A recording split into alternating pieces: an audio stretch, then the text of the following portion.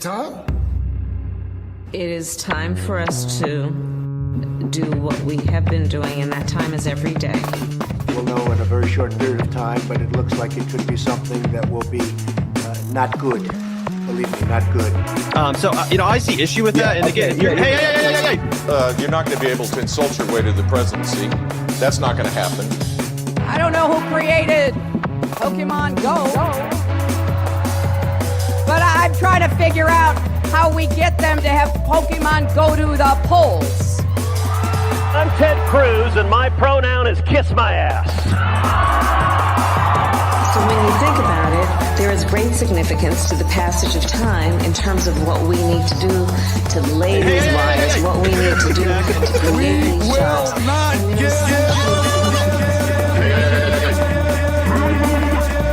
America is a nation that can be defined in a single word. I was going to put him.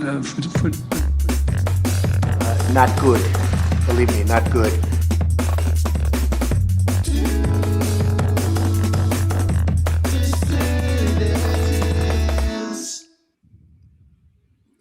Hello, dissidents. Welcome one and all to a Tuesday matinee edition of the Do Dissidents podcast. Keaton Weiss here with Russell Dobular, of course.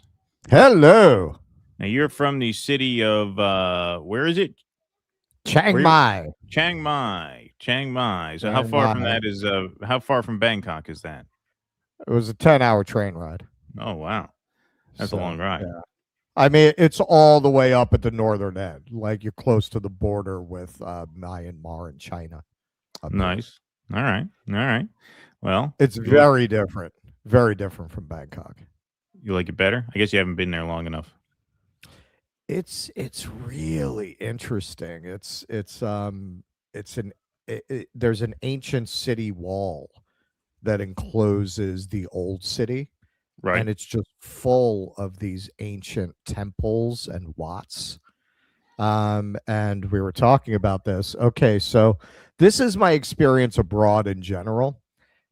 People don't really want to talk about politics. Like, they really don't. They don't bring this shit up. Like, here and there when I've talked to people, I've been like, yeah, I mean, I will see what's happening with the U.S. at the end of this trip, because they'll ask me how long are you going to be traveling for. It's all 4 months, maybe longer. We'll see what's going on at the end of that time. I haven't booked my return flight. I'm waiting it out. And, they don't want to take that any further, man. They're like, oh, yeah. 2 Israelis sitting next to me. My first Israeli sighting, immediately they bring up politics to me. Immediately. Just like on the train are you talking about, or somewhere? With the Israelis? Yeah. All right. So I am very close to the night market, which is very famous here. It's outside the North Gate, very close to where I'm staying. And it's just every night there's this incredible street food market a couple of blocks away with just incredible varieties of different kinds of Thai food. And they're cooking off of like food carts, but there's communal seating. Basically, so you order from them, you can go sit, but they're just going to stick you next to whoever happens to be there. So I ordered some prawns. I've never actually had prawns. Have you had prawns? Like those scary Apocalypse Now prawns? No, I don't. No, the most disgusting thing I've ever eaten like that would be escargot. I had escargot once because I was with my boss and we went to that stupid French place. I think it closed now. Did it? No, Pastis and Meatpacking closed. The other one is open still. It's that trendy place on Prince and Broadway there. Or I forget what it's called. Some place where people go to be seen. He wanted to impress somebody, so he took us there, and I ate a fucking snail. Disgusting, horrible. I've had it. I liked it actually. Ugh. God. Prawns, actually, I understood now why prawns aren't really a big thing. If you're gonna eat that, shrimp and lobster taste better. Like prawns, at least my limited experience, maybe it depends on the sourcing or what. They're kind of bland. It's like bland lobster.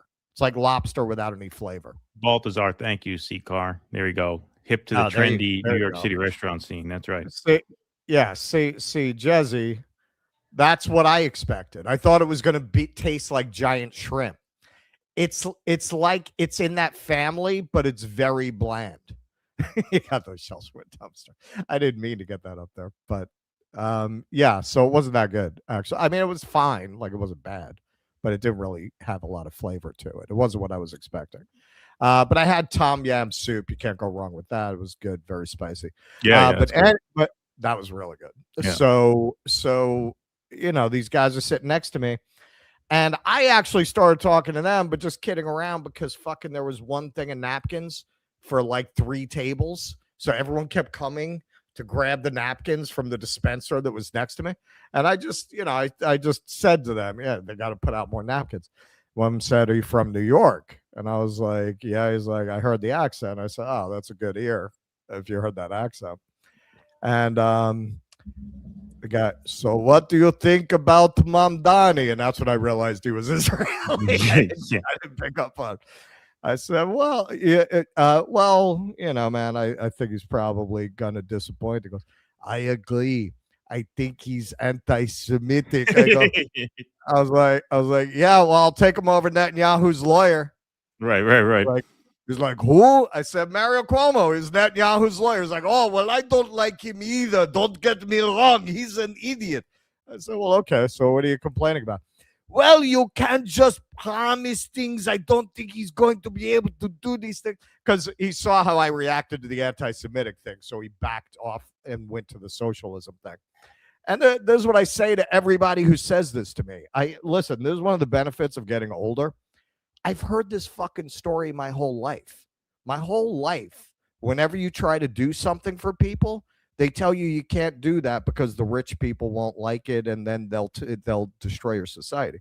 And more and more, there are so many truisms or assumptions we have that are just like the assumptions of anyone in any system. Like, well, you can't question the Roman emperor. What would we do without the emperor, right? Like, if you're in that world, you don't think beyond that. I said to him, well, it's you're arguing for a revolution then. No, I think you should tax rich people, but you're saying we can't. If you're saying we should, but we can't, then you're saying we need to overthrow the system, right? Because you're saying that rich people have so much power that you can't tax them, even though you agree that they should be taxed. So then you're saying we should have like a communist overthrow of the government then. Isn't that what you're saying? If you're going to tell people you can't restrain the greed of the wealthy, you can't then tell them you have to stay invested in this system and support it and keep it functioning. It's one or the other. If the system is so broken that a few rich people can destroy your economy if you try to tax them, then you need to overthrow that system. The system doesn't work.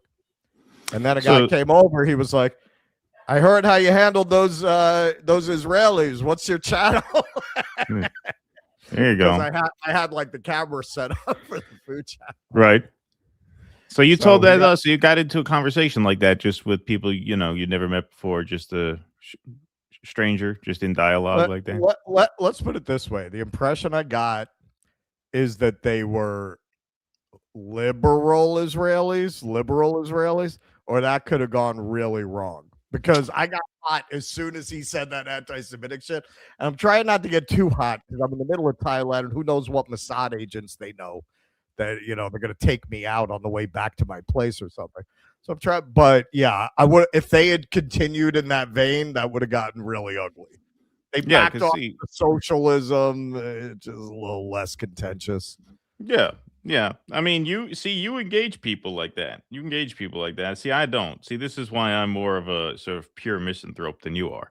Because I would have just, when he said, I don't think he'll be able to do all this, I would have said, maybe you're right. All right, I'll see you later.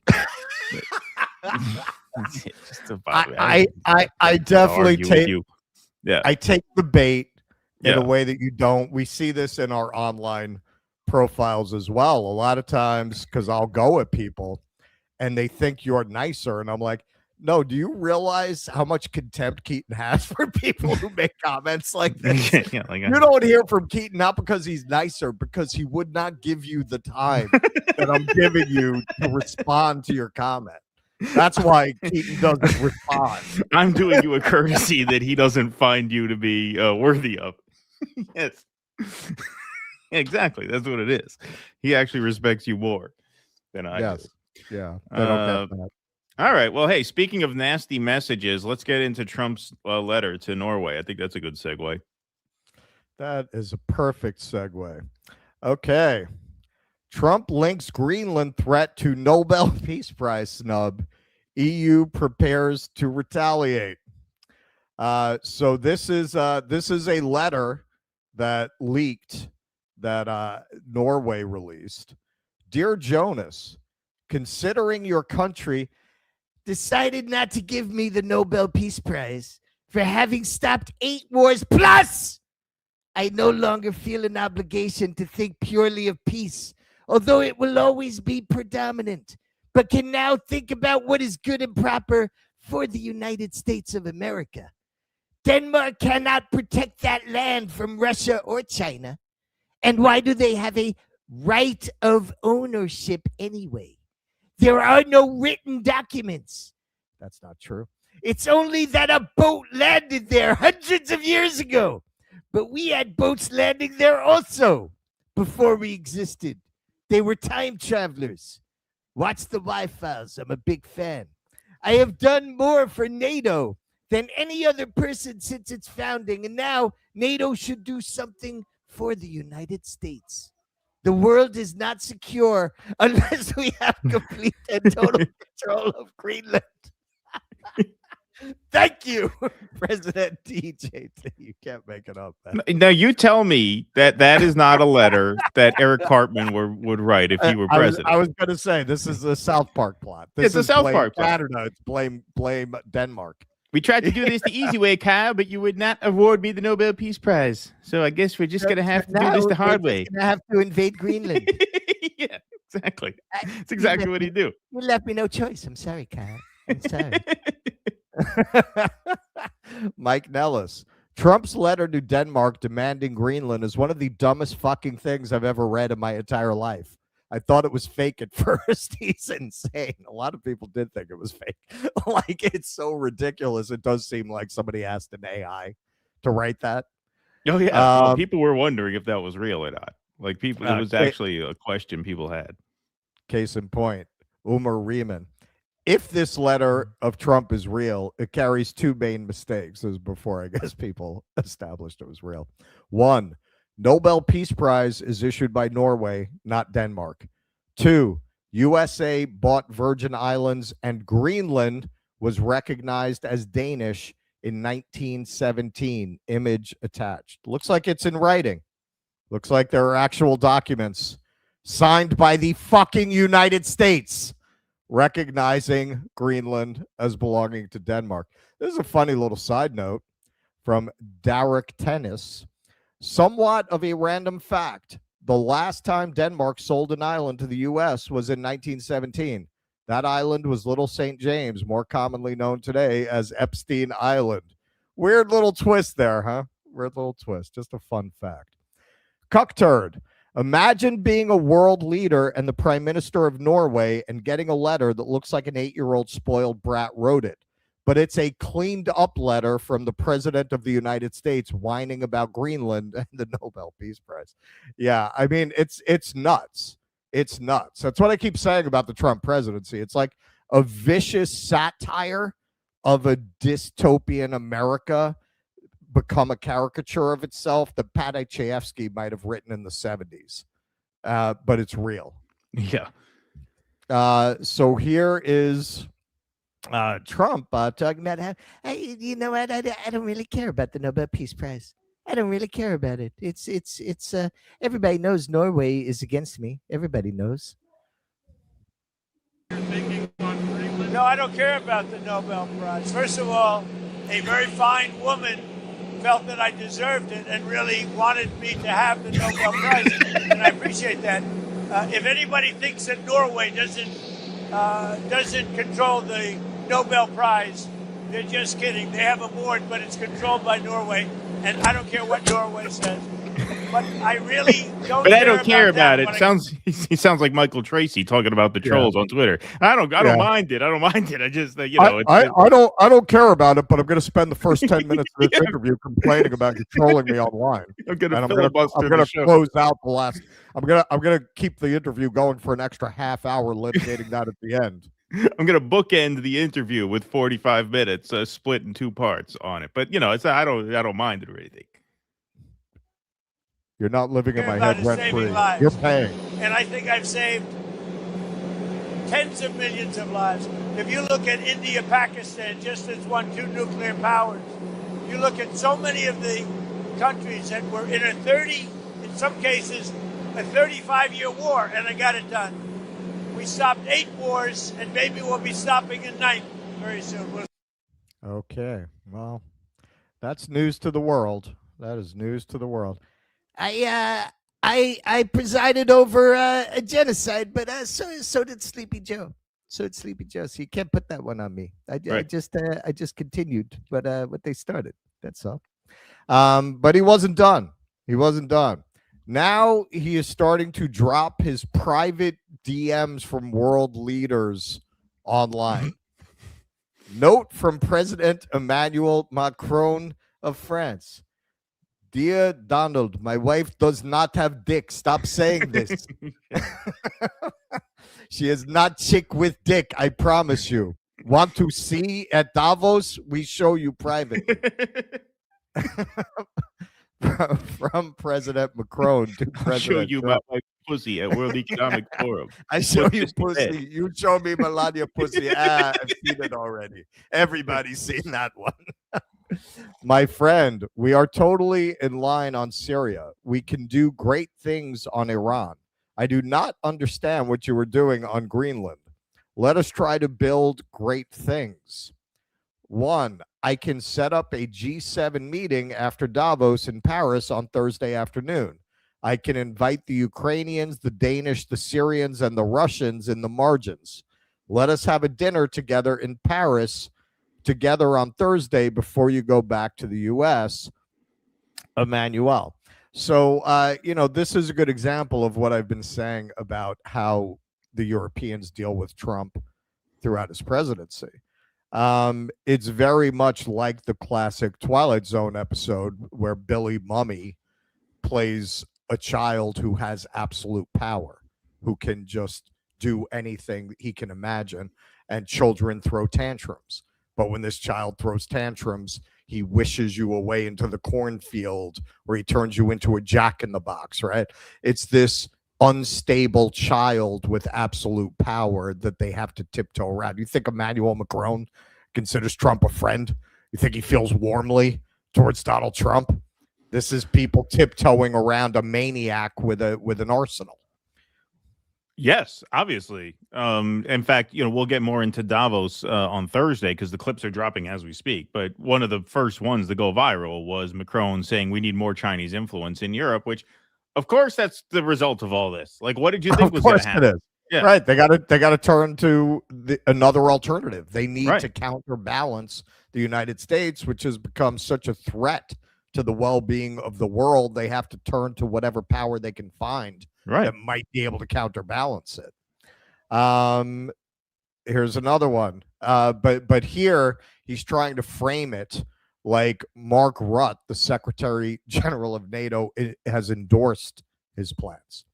Mr. President, dear Donald, what you accomplished in Syria today is incredible. I will use my media engagements in Davos to highlight your work there in Gaza and in Ukraine. I am committed to finding a way forward on Greenland. Can't wait to see you. Yours, Mark. Now, he likes to lay it on thick. This is the one who called him daddy on stage. Talk about debasing yourself. Talk about weak. Talk about weak beef, man. You call another man daddy. You're a grown man calling another man daddy. Yo. P.S. Let me know your room at Davos this weekend. I'll show you my wife's pussy. They all offer.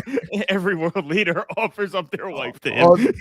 Donald, you has going behind the scenes. His scandal. Donald, I have been practicing on a banana as you suggested. What is your room number? Yeah. No, and again, what? You think Mark Rutte likes this fucking guy? You think he's looking forward to seeing Donald Trump? You think he's looking forward to it? He probably couldn't sleep the night before. Yeah. Every time he has to meet with this guy. They're all blowing smoke up his ass the way you would with an all-powerful child, right? Like they have to try to stroke his ego. That's the only way. But he wasn't done. So here, Trump, this came out from his Truth Social account. AI, obviously, meeting with European leaders, showing them a map of the world in which Venezuela, Canada, and Greenland are all part of America. Another one where he's planting a flag in 2026 on Greenland. Yeah, we are really winning friends and influencing people with this guy. But he wasn't done cucking Macron. He wasn't done cucking Macron. He was asked about Macron reportedly does not want to be on his neo-colonial board of peace or whatever the Orwellian name of that is. What did they name it? The thing that Tony Blair is going to be on? Well, the board of peace, and then there's the executive board. And there was a little confusion in the reporting as to which one was which. But yeah, it's a who's who of Tony Blair, Marco Rubio, Jared Kushner, the former CEO of MasterCard, like all of these people. Yeah, it's basically all the people at the front of the line to hell. Right. Yeah. So I guess Macron doesn't want to be on that line. He's already worried if any of these Judeo-Christian Victorian values have any sway, being married to a trans. He might already be going there. Yeah. He doesn't want to add to the ledger. So here's Trump talking about his friend Emmanuel Macron, his dear friend. Who to be a member of the Board of Peace? Yeah, he's been invited. Do you have any response to President Macron saying he will not join the Board of Peace? Oh, did he say that? Well, nobody wants him because he's going to be out of office very soon. So, that's all right. I invited him. I figured he'd say no because he's a loser. I'll put a 200% tariff on his wines and champagnes, and he'll join. But he doesn't have to join. If he said that, you're probably giving it to me a little bit differently. But if he actually did say that, but as you know, he's going to be out of office in a few months. I told him, Emmanuel, why don't you go suck your wife's cock? We don't need you. We don't need you. That's fine. That's fine. Trump vowed on Saturday to implement a wave of increasing tariffs from February 1st on EU members Denmark, Sweden, France, Germany, the Netherlands, and Finland, along with Britain and Norway, until the U.S. is allowed to buy Greenland, home to only 57,000 people. Quote, "We are living in 2026. You can trade with people, but you don't trade people." Not white people, he means. You don't trade white people. Right. Denmark's foreign minister, Lars Loke Rasmussen, said during a visit to London on Monday. In a post on Facebook, Greenland Prime Minister Jens Frederik Nielsen said the territory should be allowed to decide its own fate. "We will not let ourselves be pressured. We stand firm on dialogue, on respect, on international law," he said. What do you think we are, Palestinians? Yeah. Denmark's military told Reuters that Danish soldiers would land in Kangerlussuaq, western Greenland, on Monday as part of the Arctic Endurance military exercise. Trump dismissed the arrival of NATO allies in Greenland. And so here's another one of his bangers. He was asked about this. NATO allies thinking that, more seriously in Greenland by holding military exercises. Well, that wasn't a military. They sent a few people. And they say they sent them not for me, but to guard against Russia. But, NATO's been warning Denmark for about 20 years now, longer than that, 25 years. They've been warning Denmark about the Russian threat. And it's not only Russia, it's also China. So we'll see what happens. But everybody's been saying it, Kyle. Everybody's been saying it. People have been telling you for years that if you don't do this, the Russians are going to move in. You have no choice but to submit to my will, my friend. Let's put it this way. It's going to be a very interesting Davos. Goodbye, everybody. Have a good flight. Thank you. All right, yeah. Say that. We're not gonna lack for material on Thursday, I suspect. No, I suspect not.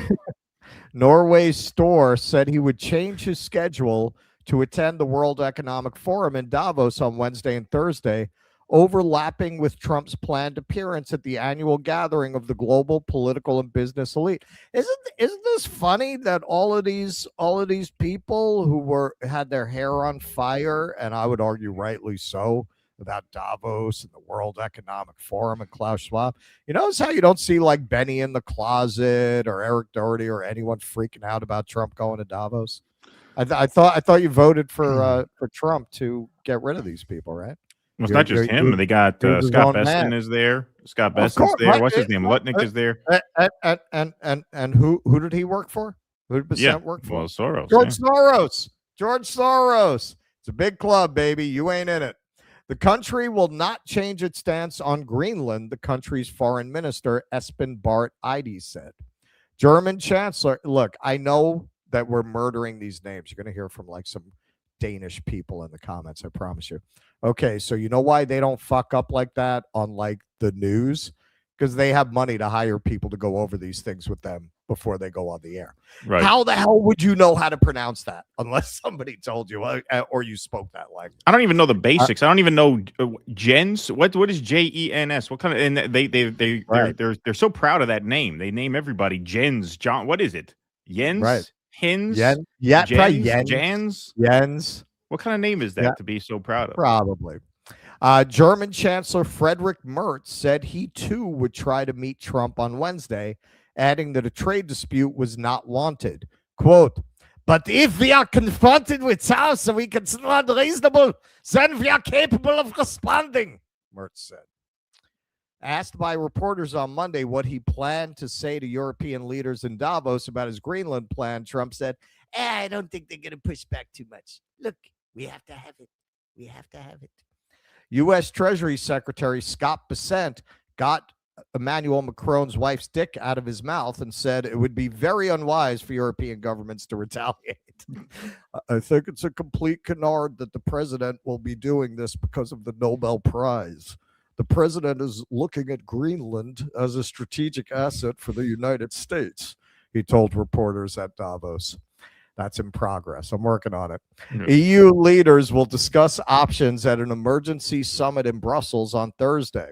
One option is a package of tariffs on 93 billion euros, 108 billion US dollars, of US imports that could automatically kick in on February 6th after a 6-month suspension.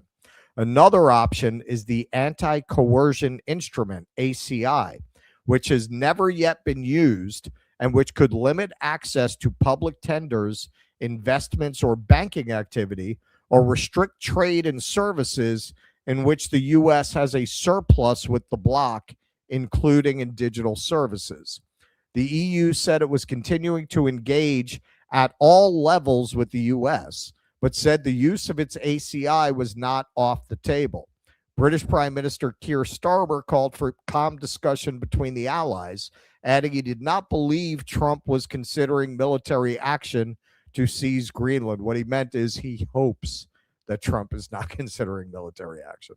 Russia declined to comment on whether the U.S. designs on Greenland were good or bad, as Vladimir Putin was laughing his fucking ass off when asked the question, but said it was hard to disagree with experts that Trump would, quote, go down in world history if he did take control of the island. There's that Russian sense of humor, heavy like borscht. So there you have it. Essentially, you have Europe on the verge of more or less sanctioning the United States. That's what the ACI sounds like. They would basically be sanctioning the United States.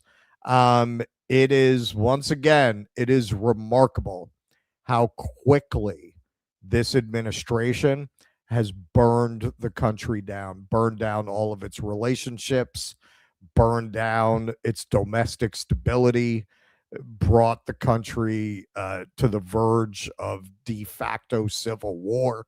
between local and federal government, which is a pretty funny plot twist from the states' rights people, huh? You're gonna wind up having blue states trying to fight off an out of control federal national police force. I thought that's what the Democrats were going to give you. They were going to give you this, the national police force that was going to come take away your guns. Turns out the national police force comes through Trump. You know why? Because the people who really run things all want a fascist Gestapo police force, and they just switch back and forth between which party they lay the gas on, depending on what the public mood is and which way they think they're going to be able to get their agenda. You get Reagan comes in, decimates the manufacturing industry, and then what do? They turn to Clinton to institute policies that they could never have gotten with a Republican, because the Democrats laid down for NAFTA because it was being presented by Bill Clinton. It was actually originally presented by Bush the first. So yeah, it is completely plausible, given the course that we're on, that you end 2026 with the U.S. essentially being sanctioned by Europe. And Keir Starmer, he seems pretty evil, but not completely stupid. I think he's trying to put out into the ether to Trump, no, the special relationship is intact. I know you wouldn't invade Greenland, right? He knows damn well that this fucking maniac might send troops to Greenland. He seems pretty goddamn obsessed with the subject. Well, yeah, obviously. And, the idea that it's about anything other than plundering resources, to me, that looks dumber and dumber every day. Because, and this is something that's been kind of underreported. I talked about this with Kyle Anzalone on Sunday night. There's a treaty between the United States and Greenland dating back to the early years of the Cold War, 1951, that allows the United States to basically use it for strategic military purposes already. Like we can build military bases there if we need it for defense, if it's about security. Right. We already have permission to use what is a mostly uninhabited island for those purposes if we want. So then why do we have to own it? Why does it have to be totally and completely controlled by us? If we have a treaty dating back 75 years, which allows us to use it for the purposes that Trump says we need it for. To me, that gives away the game, and it's all nonsense. That it's all about it's all about minerals, Obviously. it's all about resources, it's all about conquest. I think a lot of these guys, the ones who are around Trump, like Besant, again, evil but no dummy. The guy's no dummy. They are all very familiar with the rise, level off, fall theory of empires. And they're trying to make moves that break that pattern for the United States. And they have decided that the way to break that pattern is to just go full empire and steal everybody's shit and make sure nobody can rise. In the normal course of history, it's a very familiar pattern. The United States is going down, and you've got a rising China. And the relationship between the two, the way you see the one power overly attached to the old technology, oil. That was Britain with coal. That was the Dutch with wind. Every empire that built its fortunes on mastering a new technology before other powers, which is very typical of the rise of an empire, they always fall by not wanting to give it up while the new energy is being embraced. And China, I've seen the BYDs here now. You don't see them in the United States, dude. They're amazing. They're amazing. China is embracing the new technology while we're mired in the old. Everything indicates that in the normal course of things, China will be the next world leader. A lot of these moves are about trying to flip the board on the rise, level off, fall theory and keep going as the world's greatest power, no matter who we have to kill to do it. Well, that's the thing. I mean, God forbid a transfer like that happens without a cataclysmic, violent world event. I mean, that's what it took. The last time there was this major shift, it took World War II to basically collapse the British Empire and pass the ball to us. Can we make this a transition, which is inevitable to any thinking person, without that kind of bloodshed, which would be potentially and likely, I would say, worse this time, given the apocalyptic weaponry involved. Like, are we capable of just seeing that for what it is and making the transfer? That was, I think, the people who were more serious in their sort of support for Trump, and basically like who supported Trump for more sophisticated reasons than we need to eat steak and drink milk again. The people who the people who actually took a more sort of intellectual point of view to it thought wrongly. Now I don't blame them for thinking this at the time, given how vicious the Biden administration was in terms of lashing out as end stage empires do in terms of Ukraine and Russia and Israel and all that. So I'm not blaming them for having some sort of hope in this way, but I think it looked like Trump was more capable of bringing things in for a soft landing because he expressed a certain respect for rival powers like Russia, for example. But no, that's not what we're getting. We're getting the complete opposite. I mean, it was a complete bait and switch in that sense. Yep. All right. Let's do some super chats. Why don't we go? We got 1709 in the YouTube chat, 453 in the like column. Let's smash that like button a little more, please. And thank you very much. 456 over on Rumble. Thanks everybody for being here. Okay. Lee Horthon. Chernobyl reactor power failure, meltdown risk low, real, other news, join DSA and friends of Sinn Féin, stop the Nazis in their goose tracks. Chernobyl's offline, isn't it? Ken, you can do tours of Chernobyl and you got to wear like a radiation suit. You have like the patch, and if it gets black, you gotta leave. I'm totally serious. That's not a joke. You really can do that tour. Oh, I'm sure you can. Yeah. Oh, I believe that. Kenman G. You can see the shedded skin of the worm that became Walter Kern at Chernobyl. It's under glass. Well, actually, Chernobyl has been an incredible unintended experiment in what would happen in a nuclear war. Apparently, unless you really eradicate all life, unless it's like a real exchange, the DNA has mutated like thousands of years, within decades. Like all of these wolves and different wildlife have come back, but their DNA is mutated. It's adapted to the radiation much more quickly than anyone would have thought they could. Kevin G. Russ, how do you navigate the language barrier in China? Well, I'm not in China, but let me tell you, okay, it's pretty interesting. Thailand was never colonized by anybody, including the British. It's the only country in Southeast Asia that was never colonized.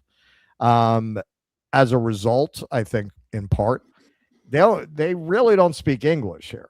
Like they really don't, even in like heavily touristed areas like Bangkok, obviously. Not really, man. Very little. Even tour guides are not what I would call fluent.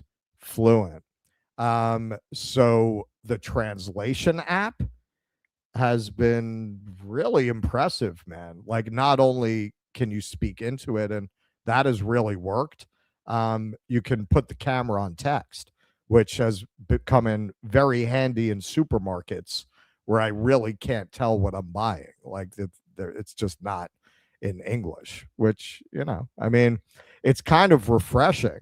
Like I haven't really been to a country that is not trying to cater to English speakers in any particular way. Like I shouldn't say in any, like they do have like English on signs and things like that.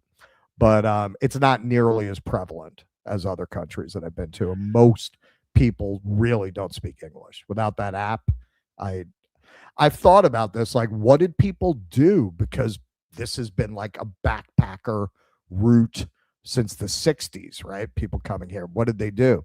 And actually, this is the downside. You probably had to rely much more on connecting with other people and connecting with a community of people who had already been there for help. Like it was probably a lot more that you would go to the probably backpacker hostel or homestay and connect with people and rely much more on that. Whereas now with the technology, you can kind of be an island. Like you're not as dependent on people to help you, which I guess has a downside too. So that is that. French Laundry. Oh, hello, Ross. Yeah, get me punched.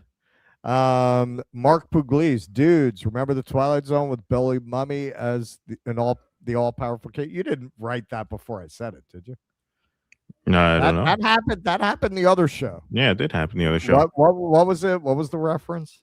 I forget what it was, but I forget what it was now. Some movie or something. But it was another thing that was kind of obscure. Yeah. John Michael, MAGA is expecting Trump to lay down the hammer on WEF, and when he kisses their asses, they will say he's playing 4D chess. Yeah, I love how that works. They got heads I win, tails you lose, right? No matter what he does, it's either 4D chess or he cucked them. Yeah, exactly right. Exactly. Vienticus Prime says everything's a scam, everything's a lie. I wonder how much more evidence people need to see that Zionists are just like those commie guys. Abiding 71 in 1967 during the Vietnam War, Corn Pop did a 6-month stint in Nova Scotia where he ran skag and women to the Thule Air Force Base in Greenland. Thank you, Abiding. Hamhawk 30, thanks for the $5. Chiang Mai made my retirement list. Enjoy. Yes, this is very nice. I could see it. I could see why people retire here. Nocturnal Human says Trump calls it stopping a war every time he holds in a fart in front of a world leader. That's why he walked over to the window that one time. Exactly. Bronx Comrade says I'm with Keaton. When I confront someone, I like to do it behind their back. Yes, it's one of my favorite Seinfeld lines where George Costanza says I'm much more comfortable criticizing people behind their back. Stoop Sign says Trump is like that asshole at summer camp who almost pushes you off the pier and says I saved your life, except he wants the peace prize for not doing more wars. Yes, thank you, Stoop Sign. All right, folks, we will move right on along here. Well, hey, folks, some good news. Milk is back. That's right. Bobby Kennedy tweets out this based AI rendering of him at a club, hopped up on whole milk. Come on, baby, turn the lights on. I got to pause it every few seconds for copyright, but here's how it starts. Come on, baby, turn the lights. I mean, when you have just very recently had your felching habit revealed to the world. Yeah. Is this something you really want to put out there? Exactly. That is the thrust of this segment. This is a very immature segment that you might say has no news value, and you'd probably be correct. But it is true. It is true that's why this caught my eye.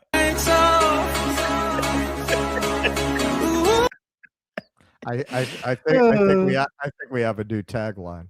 Yeah, you might say this has no news value, but you would probably be correct. You might think this is pointless and immature. As our new channel banner. You may find this pointless and immature, and you would be correct in thinking that.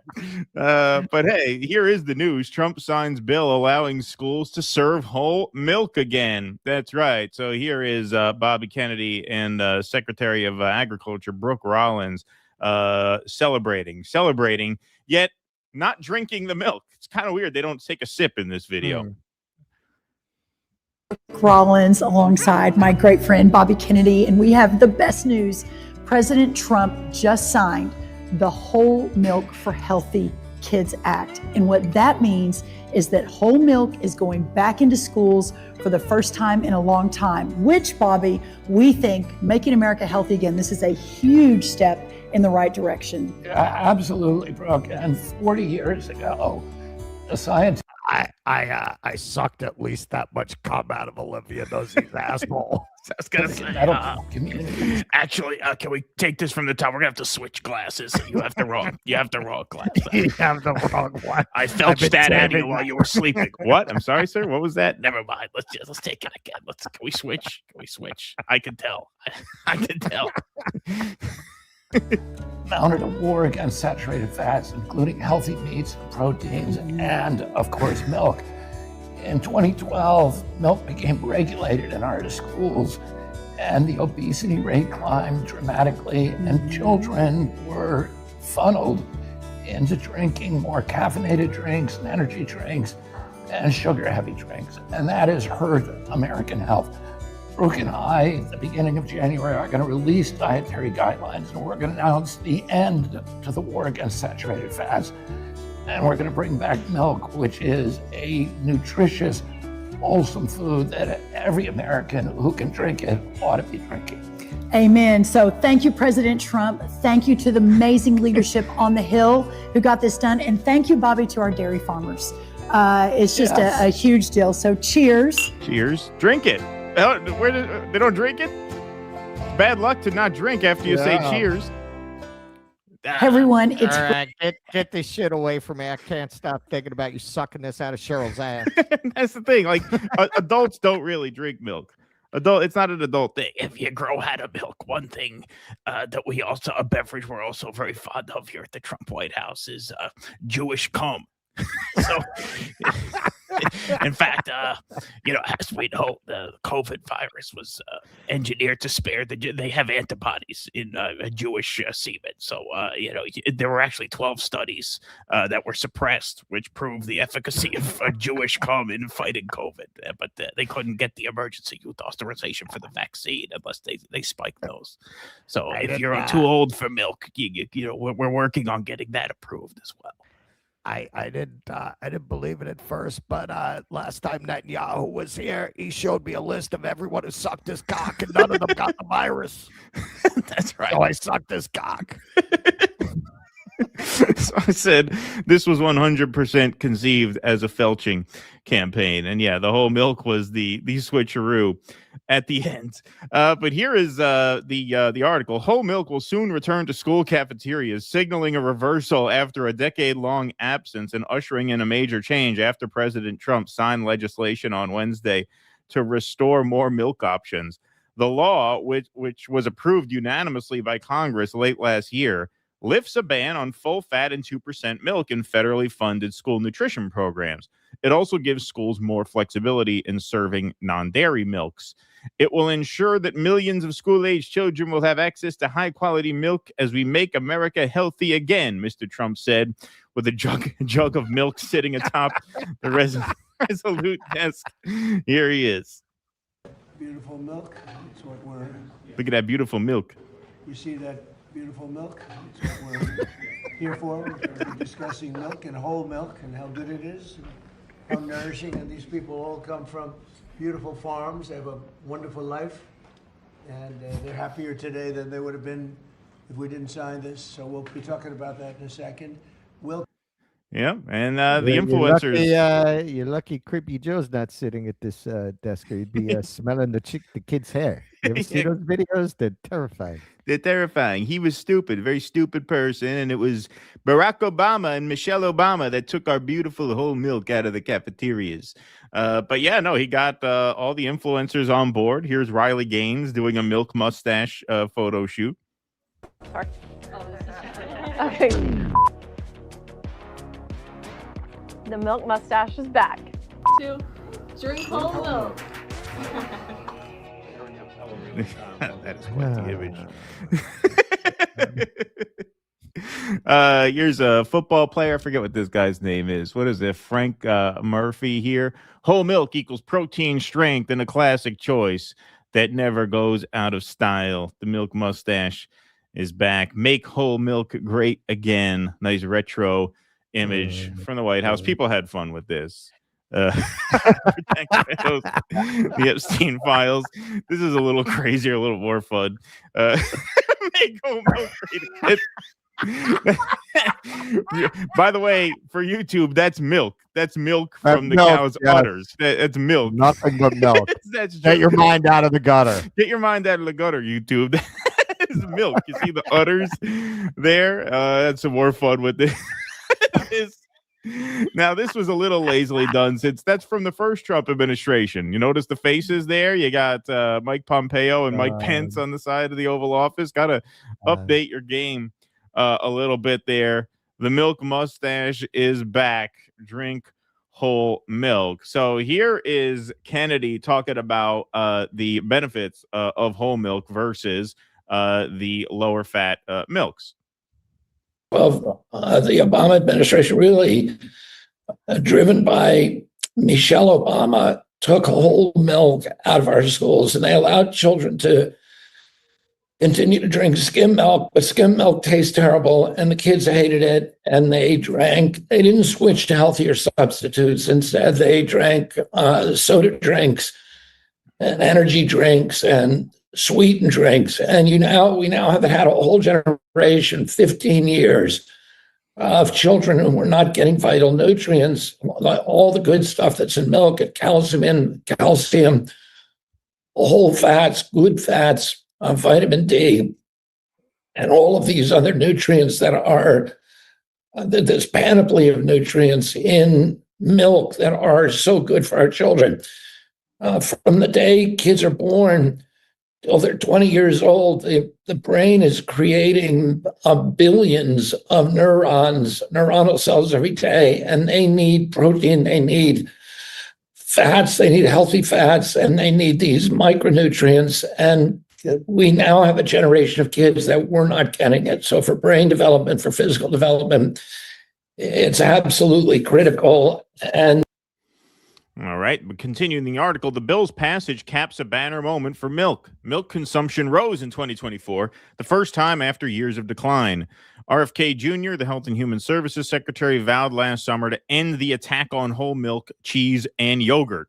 Federal dietary guidelines released this month also encouraged Americans to consume more cheese and whole milk. In addition to allowing schools to serve full fat and 2% milk, both flavored and unflavored, the law also allows parents to request a substitute for milk. Previously, a doctor's note was required.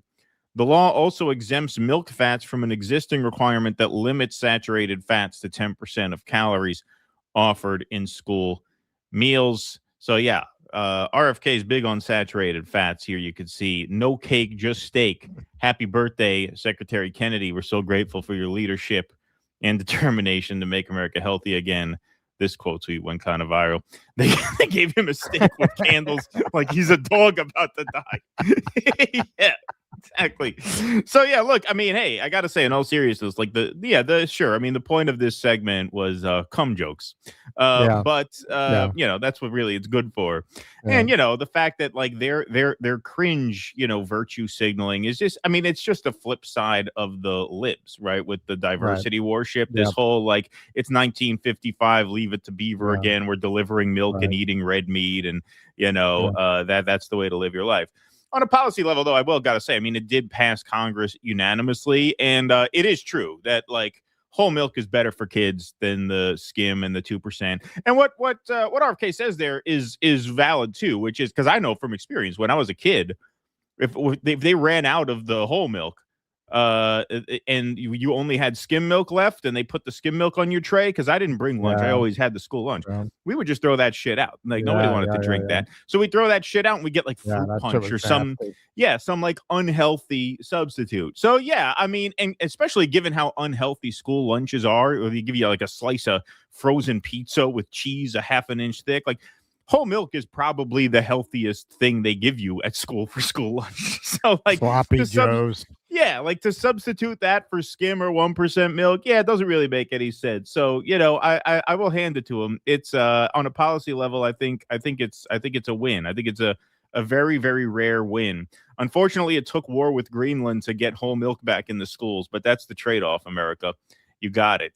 A win for HHS. Yeah, I mean, it makes sense. Like it didn't make any sense to ban whole milk or to restrict whole milk. It didn't really have any effect on the child obesity as they thought it would, because they're not consuming enough of it. You're talking about a glass of milk a day at lunchtime for a kid. That's not going to make or break you.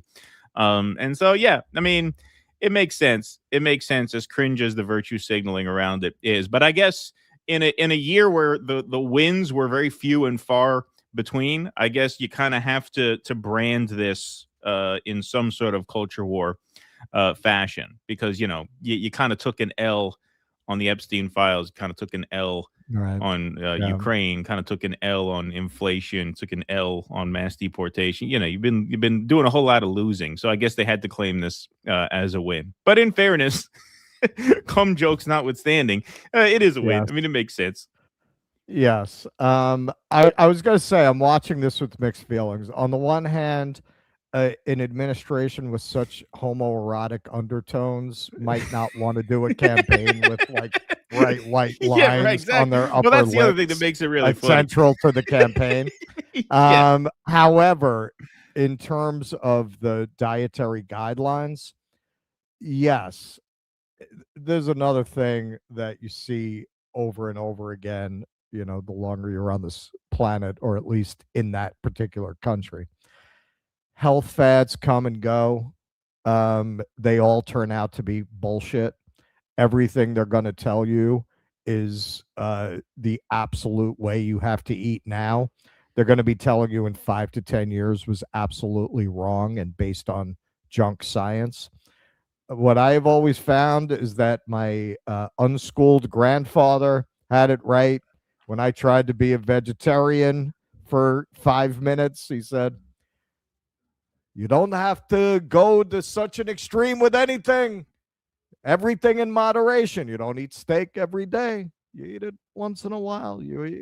That's it. Everything. But why deny yourself? You don't." Yeah, he was absolutely right. Like, look, knock on wood, I am very healthy. There are certain things that over time they figured out were not good for you, where they're right, like bacon, hot dogs that have a lot of nitrates in them. But this kind of shit with like, don't drink any fats, especially for children. Like, RFK is right there. Yeah, they need that.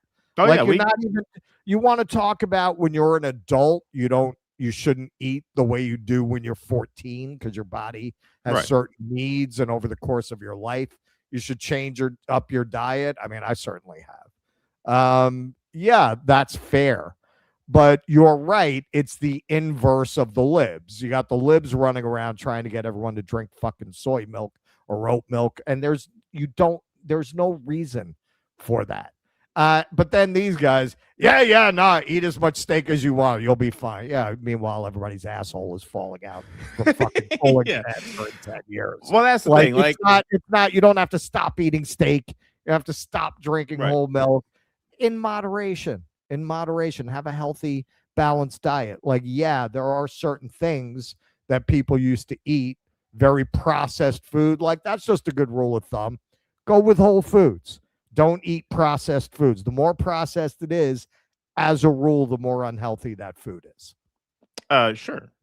Yeah, no, I mean that makes total sense. We give our kids whole milk. Like, we don't have our kids drink like, I mean, especially for 1%. Children, that's just nuts. Yeah, children need that nutrition. Milk, yeah, for sure. They need it. As an adult, you're probably going to a lesser or greater extent when you get older, become lactose intolerant to some extent. I think I am. Like, that was another point. Like, I prefer now, because our little guy has an intolerance to dairy. It's not an allergy. So Amanda's been off dairy for like a year and a half because she nurses him, and so he would like projectile vomit when she ate dairy. We started switching to like non-dairy creamers and coffee, like not like the coffee make garbage, but like, almond milk and oat milk, which is probably garbage too, to a certain extent. But I've gotten to prefer that to dairy in coffee and stuff. Like, I don't really like dairy anymore. I don't like milk anymore. The taste of it. And I think I have developed some kind of intolerance for it, some kind of sensitivity for it. Yeah, we're not really meant to be drinking cow milk. Yeah, forever. Like milk is for kids. It's the children's drink. Yes. I started to notice when I got like into my 30s, like if I ate a few slices of pizza, I would feel like, ugh. And eventually I realized, oh, dude, you became lactose intolerant. That's what this is. That's what I think happened to me. Yeah, because I personally don't like milk anymore. Yeah. It comes on you later on. Yeah. Yep. All right. Well, there we go. So rare W for the Trump administration. Milk is back, baby. Milk is It's back. back. See, It's can't back. say we're hacks. We're not partisan here. Yeah. You know, that We're makes it actually- all worthwhile. Belching actually. jokes aside, we actually agree with the policy. Yeah, and you know, makes all this worthwhile. You know, when you think Yeah. about it, makes all the ICE Sure. raids and all the Israel funding and all the agitating for World War III. If that's what it takes As long to as get you whole can have a milk back in the ribeye school without guilt. cafeteria, yeah, exactly, yeah, exactly. Then there you go. See, that's why Kamala lost. Everybody. All right, let's go to some more Rumble rants and super chats here. Eric Crusoe says, "Russ, make a video at a BYD dealership." Hey, that would be a fun idea. Okay, I would love to. I've looked into this. All right, so the BYD headquarters is in Shenzhen, and they have allowed some content creators to go in there. I don't think I'm big enough really to get hooked up like that. And just general public tours. I think they used to offer it, but they're not anymore. But yes, I would love to. All right, what do we got here? By the way, we're at 631 in the like column. We're almost there. Let's juice that like column so we can get a headbang going here. We also need a China robots video when you get to China. Yeah, no, that's what I'm going to Shenzhen for. Like there are tours you can take that just do Shenzhen tech. Where you order a coffee. You can order a coffee from like a vending machine on the street, and a drone will bring you the coffee hot. You take the robo taxi and you go to, there's one main robotics place. There's like a hub where you go and you see all the robots demonstrated. So yes, totally going to happen. Eric Crusoe says, "Russ, are you planning to take the bus ride to the Golden Triangle?" I'm trying. Okay, what? Like, yeah, what is the like? Golden Triangle? Yeah, like I came across that in my research a little bit, but I didn't look too much into it. Next week, I am taking the boat up the Mekong. That's one of the shows I'm going to miss of like 2 or 3 over the next before I go to China. I'm taking the boat up the Mekong Delta to Laos. Right. So I think that might be what you're talking about, like that area. I am taking a bus from Ho Chi Minh City to Phnom Penh. It's a pretty common way to do it. Cool. JT, thanks for the $5. Says, in order to usher in the new world order, they must first destroy the old one. Trump is just picking up where Biden left off, only in his signature warp speed. It's all strategic. Yep, looks like you're right. Eric Crusoe says the White House won't let RFK near a straw for the milk promo. Yeah, exactly. All right, let's go to some super chats. But first, you guys got us to 684 in the like column.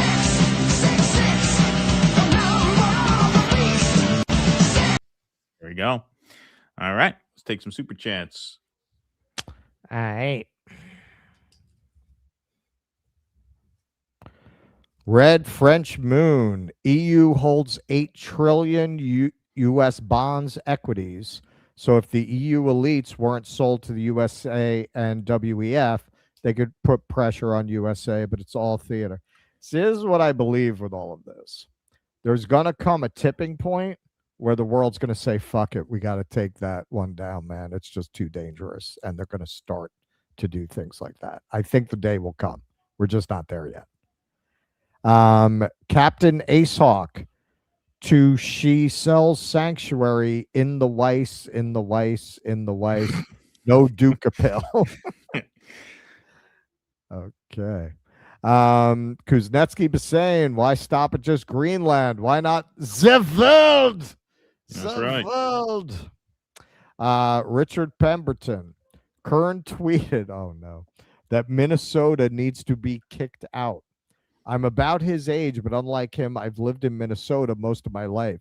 He's a special kind of stupid, the kind that poses as smart while talking out of his ass. Kicked out of what? Kicked out of the country?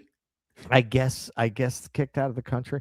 Listen, man, I still honestly, because Matt was really nice to us when we were still a pretty small channel, like it really did not bring me any pleasure to do the segments that I have done on that, but I've got to be fair and honest.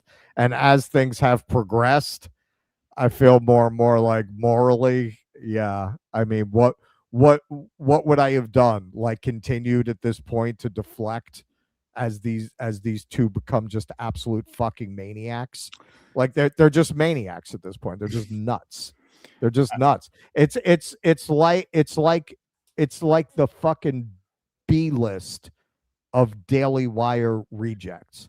It's like a couple of guys who couldn't pass the audition for Daily Wire doing really, really bad right-wing hack platitudes that just don't even make any fucking sense. Like neither one of them are good on the mic. They don't have the talent to even make what they're saying sounds plausible. It just looks like a Christopher Guest sketch. I mean, if I didn't hear him say that, but you know, if I'm Minnesota, I'll take that deal in a heartbeat. I'm like, hey, don't have to tell me twice. We're out. Where do we sign? That's it. They already share a border with Canada. I mean, you just make them part of Canada. I mean, Canadian Peninsula. I'm sorry, like this is no surprise to me. I've said for a long time from my experiences going out of the United States that the US is like the Black Lodge from Twin Peaks. As soon as you get out of this country, it's a better energy. Like the energy is better. But now, you know, something that I'm seeing here that I didn't necessarily expect is, yo, man, this isn't China, and it's pretty advanced. You know what I mean? Like I'm a little surprised how cash based it is. It's actually pretty cash based in Thailand. But yeah, man, I mean it's high rises and skyscrapers and good roads and good Wi-Fi. No, Asia is very modern. You know, like it's more like modern what than like yes, that is what I'm getting at. Like what Americans are provincial enough because of their geographic isolation to be propagandized into believing is that the rest of the world is basically people living in thatched huts. Right. Like it's old and you're not going to be able to do anything. You're not going to be able to live anything resembling the kind of life you live here because another country, the dirt roads and all that shit. No, it's no, this is do you know how many people have commented since I came here or even said I was coming here? Oh yeah, no, I moved to Asia 20 years ago. I would never go back to the US. Right. Like I can definitely see why that happens, especially for retirees. Right. Like why they would come here. Virtuoso. I thought JFK Jr. struck me as a raw milk guy. Well, he was big. He is a raw milk advocate, you know, and some people speculated that this whole milk campaign started out as a raw milk campaign. I don't think so because it's targeted at the schools. Yeah. But yeah, no, he is a raw milk advocate. Charles H. Screw red black pilled. I am doka pilled. Should be able to suck it right out of the teeth. Could mean one news inspired feeling of self deletion to sacrificing of D to lose half your shit. Yeah, you wouldn't even have your job. I heard you already lost your foreskin. Not for me. Yeah. You could lose a lot. You could lose the rest of it if you don't wise up, tough guy. Shai Guevara, JFK Jr., enjoy your nut milk, Brooke Almond, RFK, or yeah, sure. Yeah. Yeah. Confederacy of Dunces. Mark Pugliese. Okay, guys, that's enough. All right, we'll do one last one. Deep Green VO. Of course, Riley couldn't wait to glaze Trump with the milk mustache and not wipe it off. I'm laughing my ass off. Yeah. If I were her husband, I would get a DNA test on that kid. Yeah, it's funny imagery, you know. Yeah, he can't. Why that kid come out orange? Yeah. All right, let's move right on along. Okay, you remember this guy?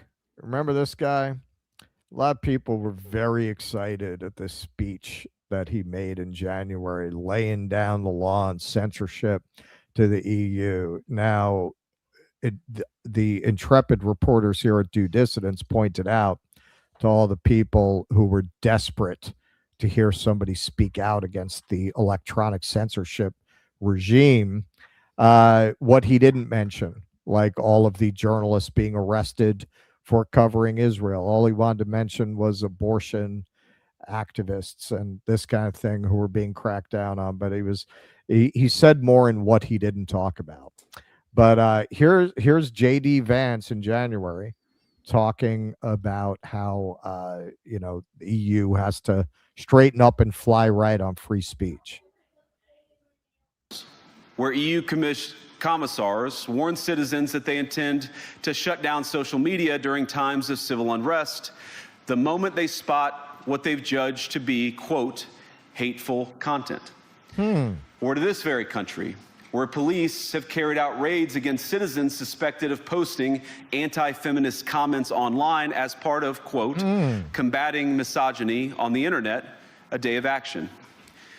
I look to Sweden, where 2 weeks ago the government convicted a Christian activist for participating in Koran burnings that resulted in his friend's murder. And as the judge in his case chillingly noted, Sweden's laws to supposedly protect free expression do not, in fact, grant, and I'm quoting, a free pass to do or say anything without risking offending the group that holds that belief. Now it's kind of glaring if you're going to be lecturing Europeans about this kind of censorship to mention what's happened to reporters who report on Palestine. Richard Medhurst, right? That had already happened by then. They didn't mention any of that. And then, this was December, rumors swirling that the EU Commission will fine X hundreds of millions of dollars for not engaging in censorship. The EU should be supporting free speech, not attacking American companies over garbage. All right, so J.D. Vance's concerns about censorship seem to be exclusive to Europe and exclusively confined to things that affect their rich criminal friends of the administration, people they're beholden to, people who give them a lot of money, and people who don't fuck with Israel. That kind of censorship he's not really interested in addressing, neither in Europe or here. This had actually happened before J.D. Vance gave that speech. Maybe he should have given the speech in Florida. Maybe he should have been lecturing Florida about censorship. This is from Fat Randy Fine back in 2023. Made a secret trip to Jerusalem, 3 exclamation points, with Representative Mike Caruso to deliver Governor Ron DeSantis HB 269, the strongest anti-Semitism bill in the United States. To Florida's Nazi thugs, I have news. Attack Jews on their property and you're going to prison. Never again means never again. Now, what does that mean, attack Jews on their property? Because last I heard, that's illegal already. Like, you don't need a bill to make it illegal to attack somebody on their property. The days of being allowed to break into someone's home and beat them up are over. that not on Governor DeSantis's watch. Not on our watch.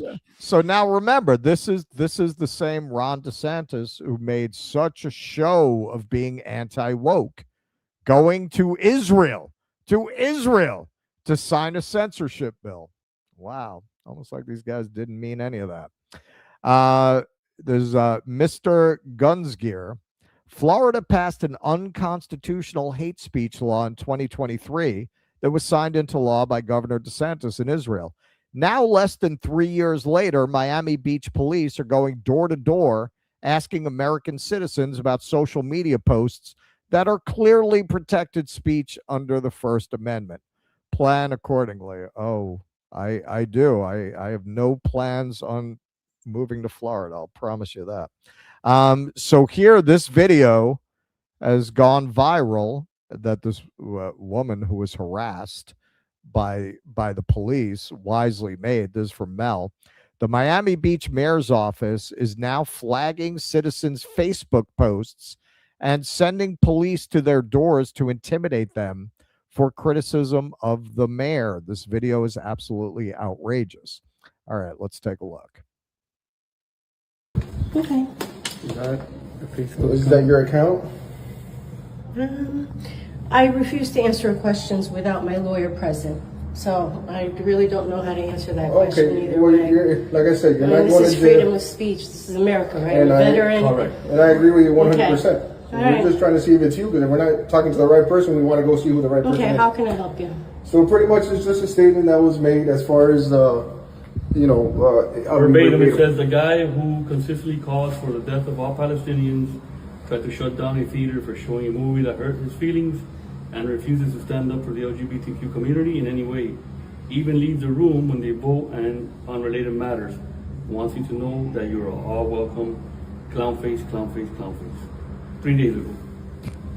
So you don't know if it was you? I'm not going to answer whether that's me or not. Okay. The concerning part, and not concerning for the person who's posting it, what we're just trying to prevent is somebody else getting agitated or agreeing with the statement. We're not saying it's true or not. Understood. That guy who consistently calls for the death of all Palestinians, that can probably incite somebody to do something radical. That's all we're here to talk about. And we wanted to get your side. If it was you that posted that, I would think to refrain from posting things like that, because that could get something I incited. appreciate your concern. I appreciate you coming out here. Okay? That's it? That is it. Okay. I'm going to maintain my amendment rights to not answer the question about whether or not that's me. I hope that's Thank you for your time. understandable. We appreciate it. Thank you Have as a good well. day, okay? You as well. Thank you. Take care. Just amazing. Okay, so where's JD Vance, man? Where's JD Vance? Where's the outrage? Where are all the MAGA influencers? Where are they? Where are they? Where's Benny in the closet? Where's Nick Sorter? Where are all these guys to scream about the First Amendment and wokeness and intimidating American citizens? Where are they? Where are they? They go berserk when this happens in the UK, a country they don't fucking live in. They have nothing to say about this. Well, yeah, especially, I mean, nothing in the post. It's worth just accenting. I mean, the cop read the whole post there. Nothing in the post was remotely threatening. It was, she expressed an opinion, which is the guy calls for the death of all Palestinians, which we've seen this genocidal rhetoric. It's not even not even about the mayor. It's Fat Randy Fine. She was talking about Fat Randy Fine. It's amazing. It's amazing. All right. So you probably already heard of this mayor. You might remember that he threatened to close down a cinema for showing No Other Land. Now, eventually, he backed off on that a little bit on this. Miami Beach, Florida Mayor Stephen Miner on Wednesday withdrew a controversial proposal to shutter a local movie theater that screened an Oscar-winning documentary about the war between Israel and Hamas. Mayor Stephen Miner called the film, titled No Other Land, a one-sided propaganda piece that painted the Israeli army and Jewish people in a very negative light. First of all, time out. I'm so sorry to cut you off, but that's of course wrong. No Other Land is about the West Bank. It has nothing to do with Hamas. No Other Land is about Israeli settlements in the West Bank. So that's just completely inaccurate.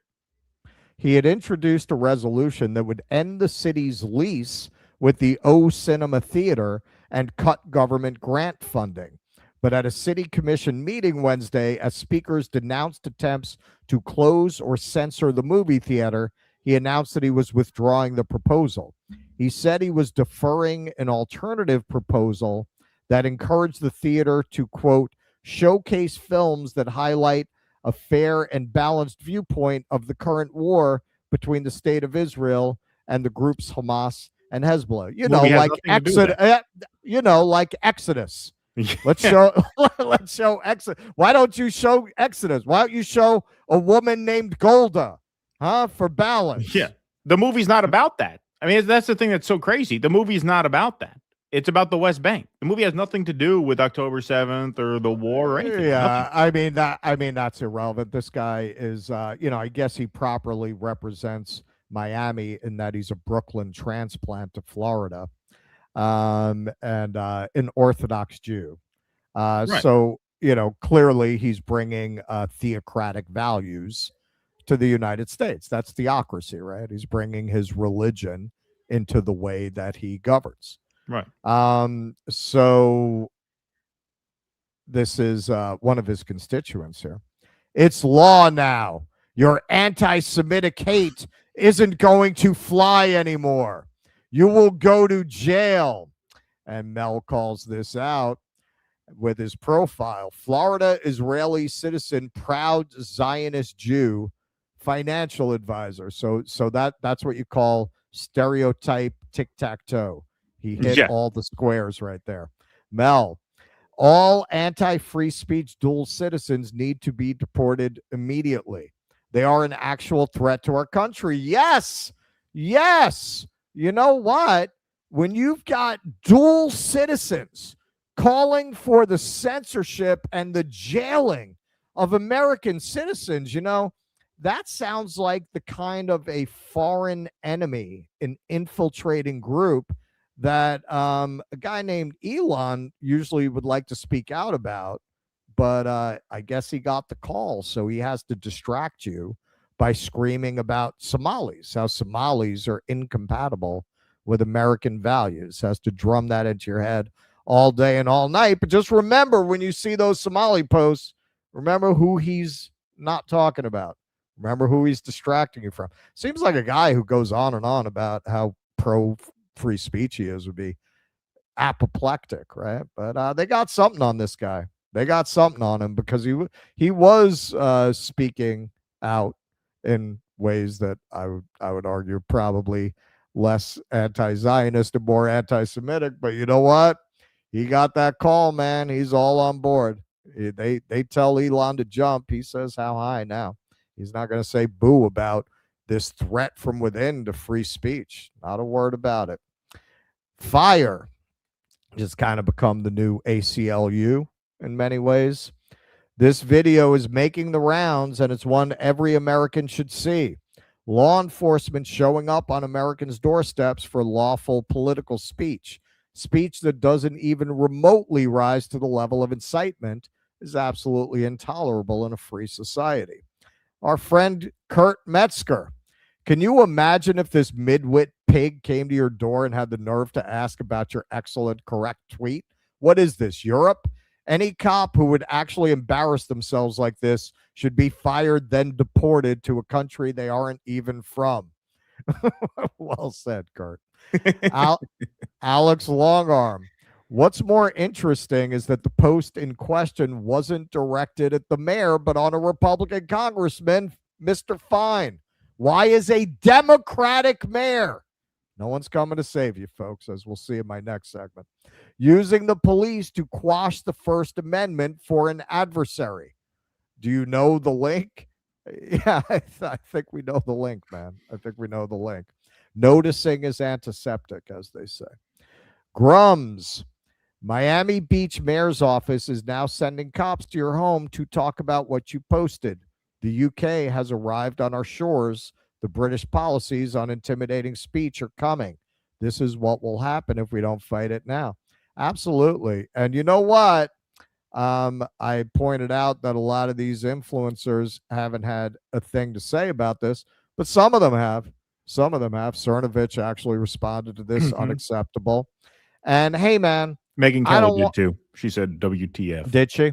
Yeah. Okay. But most of them have not. Certainly not the way they do when a half-bright doofus runs around banging on the doors of daycare centers in Minnesota. You know, they were pretty in lockstep about that. Now, I don't want to stereotype the gentleman whose point of view this camera is, but this is a few months ago. It's not just Florida. This is Texas.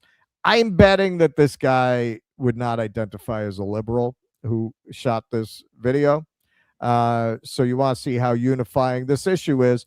You want to look for something that Americans of all political stripes, except Zionists, can come together on. I think it's this issue because something very similar, this was a few months back, happened to this man in Texas. We're here because of the comments you made online about the Jewish community. So what? No, I'm saying, are you? I have a freedom of speech, dude. Yeah, no, we get that. I get that. We gotta make sure that you're not. Do you have a warrant? No, that's why we're. Okay, you see that sign? Yeah. So it says no soliciting. What you're doing is basically soliciting. You understand that, right? Yeah. It means you're not welcomed here. Okay. Okay. Bye. Okay. Stay off the lawn, please. My guy in the long hair was so demoralized he quit and joined ICE.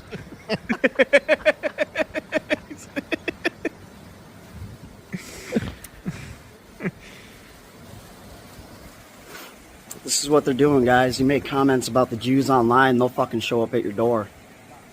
This is what they do. This is freedom of speech. This is how much control Israel has over our country.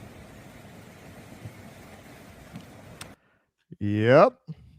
And this is the woman who was harassed. She's a military veteran and a former candidate and a Democrat. Raquel Pacheco.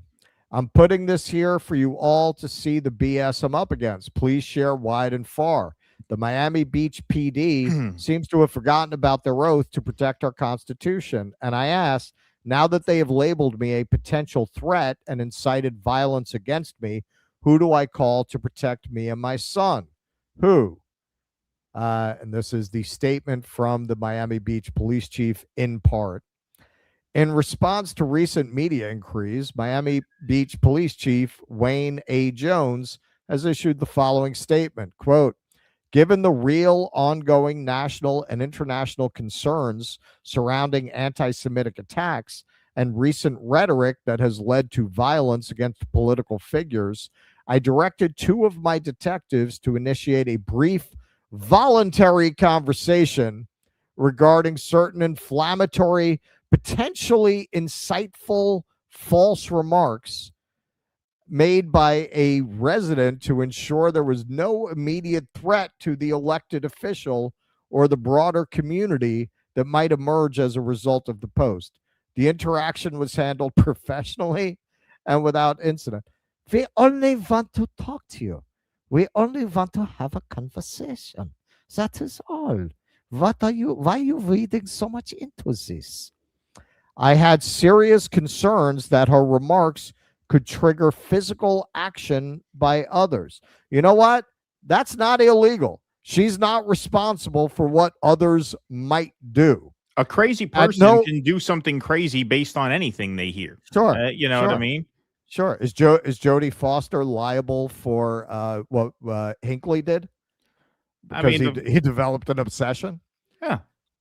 If I say, whatever, Tom Cruise is a piece of shit Scientologist, what a fucking asshole, and some lunatic, decides based on hearing that they hate him enough to do something crazy, I'm not liable for that. It's a statement of opinion. The fact is, Randy Fine has specifically celebrated mass murder of innocent Palestinians. She cited wouldn't that matter as if a he fact. hadn't. Right, wouldn't matter if she had, but the fact is, she's stating a fact. She's stating a fact-based opinion. That is not incitement of any kind. That is an opinion based on documented fact. And even if it wasn't based on documented fact, it would still be an opinion and nothing more. It doesn't approach incitement of any kind. By this standard, any negative speech about anybody could be incitement, because if a lunatic hears it and does something crazy, then they come to you. That's the end of the First Amendment. There is no free speech by that standard. This is these deep red anti-woke states, right? Look at where you're seeing this. Texas and Florida, right? You're not seeing it in New York. You're not seeing it in LA. You're seeing it in these red states. They're supposed to be strict constitutionalists, right? At no time did the mayor or any other official direct me to take action. Yeah, right. The Miami Beach Police Department is committed to safeguarding residents and visitors while also respecting constitutional rights. Well, just by sending them there, you have disrespected constitutional rights. You had absolutely no right to send the police to the woman's house. Of course, it's intimidation. Of course, it's intimidation. And it's worth taking a closer look at this. Hamid Bendas, this social media post got police officers sent to her door. Totally insane. Now you look at this post. I would say certainly me and Keaton and probably nobody watching this show would not qualify for 10 visits based on our posts, right? If this is the standard we're going by. The guy who consistently calls for the death of all Palestinians tried to shut down a theater for showing a movie that hurt his feelings and refuses to stand up for the LGBTQ community in any way, even leaves the room when they vote on related matters, wants you to know that you're all welcome here with the 3 clown faces. That brought the police to Nothing this woman's door. remotely. I mean, Standard. nothing. Yeah. Yeah. Standard. Well, you do this to get the word out, to intimidate other people. Of course, that's the that whole you point. came to this woman's door. If that's the standard, well, I better not post the shit I usually post, because that was mild by comparison to what I post. This is why you have a First Amendment that prohibits the police from doing this. I think this should be grounds for a lawsuit. She should be able to sue the city. That is a complete violation of her constitutional rights. And I hope that maybe fire or the ACLU, if they're still up to doing their fucking presumed job, will take up that case, because that's the only way you're going to stop these people. You have to retaliate in a way that makes it not worth it to them. But what the poster said there is absolutely right. All the red, blue, all that nonsense, that all goes out the window, man. Everybody has to come together around this, and anyone who's not speaking up about this is showing you their true colors, because this is vital. This is the argument that where are all these rescue the republic douchebags? Where are all these people? Of course. Where are they speaking out against this, talking about the horrific threat to speech? This is what they were arguing. The wokeness was destroying the ability to debate and speak, and if we don't have that, we've lost everything. Where are these people? Where are they organizing their rally now? They're going to get Russell Brand? Well, people have accused me of getting a little rapey. I don't think I can appear it's anything like that right now. Yeah. I mean, Schellenberger, all these guys, like they were blowing the whistle about this in Europe, because their argument was that it'll make its way here. Both, and here it is. Yeah, and now it is here. Now it is here. There are various ways it could make its way there in terms of tech companies and rules and regulations on the platforms, but also here you have the weight of the government coming down on this woman for expressing an opinion that was no threat to anyone whatsoever. And of course, you hear complete radio silence. Pam Bondi just spoke at the Israeli America Council. I covered it with Katie Halper this Sunday. They're bragging about legally harassing students and schools and suing them and all this stuff. Greenblatt's talking about now they're going to have expedited AI systems that kind of connect legal complaints to pro bono lawyers. No, this is their tactic now, is just to intimidate people into silence, because they've lost the actual argument. Used to be it was 80% 80% manipulation, 20% intimidation. I feel like that's flipping now, because the manipulation isn't working. So now it's 20% manipulation and 80% intimidation. That's what it seems like over and over again in story after story. They're not even bothering to try and win the argument anymore. They're just basically telling you you're being watched, and what you say can warrant, harassment from the justice system. And obviously, it's just a gross violation of free speech. Obviously, I mean, it goes without saying. And it's not tolerable. Like you can't have this. And you talk about how people on the left and right need to unite around this. It's true, because people on the left and right in Washington, D.C. are united around this on the wrong side. Have you heard any elected Democrat say a peep about this? I haven't. I mean, maybe they have, but I haven't seen it. Not a word. Yeah, not a word. Not a word, as far as I could tell. All right. Why don't we move right on along here? Hey, folks, it is Tuesday. Every Monday, a new episode of the Grifter's Bible drops on YouTube. It's the mind-bending novel by El Shabooms and a free weekly series with a soundtrack by Monumental Sonic Architecture. Follow the First Electric Church of Jesus Christ as they combine the bleeding edge of black patented neuroscience with the state-of-the-art in Michigan to beat the Great Recession. They sell visions of God to the huddled masses of Deep Ellum, Texas, and the money pours in until the local competition, the police, and the U.S. Navy decide to put a stop to it. There's ass whoopings, car chases, and a showdown at high noon on Good Friday in Dodge City. It's sci-fi noir. It's a picaresque thriller. It's a Western from 10 minutes in the future. It's The Grifter's Bible, a film series by El Shabooms with a soundtrack by Monumental Sonic Architecture. New episodes are posted every Monday at youtube.com/@El Shabooms. It comes well reviewed by the dissidents who have started following. So please do check that out. New episodes drop every Monday on YouTube. Okay, I want to take some super chats. Sure. Sparky. Hey, what's up, Sparky? Hey, Sparky. Looked into the Chernobyl incident. Zero meltdown risk. It's not even been a reactor since 2000. There's no active reactions happening, so meltdown is literally impossible, power or not. Yeah, that's what I would think. Richard Pemberton. Yes, Kern said Minnesota should be kicked out of the U.S. One of his followers responded, give Minnesota to Canada. I replied, hell yes, let us be Canadian, right? You got the free They're on healthcare. today at 4:00. They were. I was wondering why they weren't on yesterday, because I was curious what crazy shit he would have to say. I guess they took yesterday off in observance of Martin Luther King Day, which is very woke of them. I'm sure their audience is furious about that. It's quite ironic. They're gonna have a lot of explaining to do today. Yeah, they've really leaned into attracting the best and the brightest to that operation. Like even when we do pieces about them, we get almost no pushback, almost not, and we used to. Like you could see how they've lost their audience, because when we first would comment on that, we would get some people who are still had hope. And it's just gotten so crazy. You see almost nobody who's willing to defend this anymore. It's like, look, if you're going to be a hack, at least be a talented hack. It's like two talentless hacks. Like these guys, I don't think anyone would hire them other than CBS. I think they're probably going to wind up getting a CBS gig. Walby, at least Matt will. Walby, we went from Dr. Fauci to Dr. Felching. Yeah. Good one. That's a good one. Zaldivar, RFK Jr. with sticky white mustache. God Felch. All right. You want to take some rumble rants? All right, let's do it over here. We got Vienticus Prime. Speaking of administration with homoerotic undertones, I figured out that the reason why Donald Trump sometimes appears orange is the discoloration of him actually being a flaming. Okay, gotcha. I didn't censor you. You just ran out of characters, but I think I could guess. Vienticus Prime, I actually grew up on skim milk, and I've always wondered if that's why I've always felt as if I'm weaker than I should be.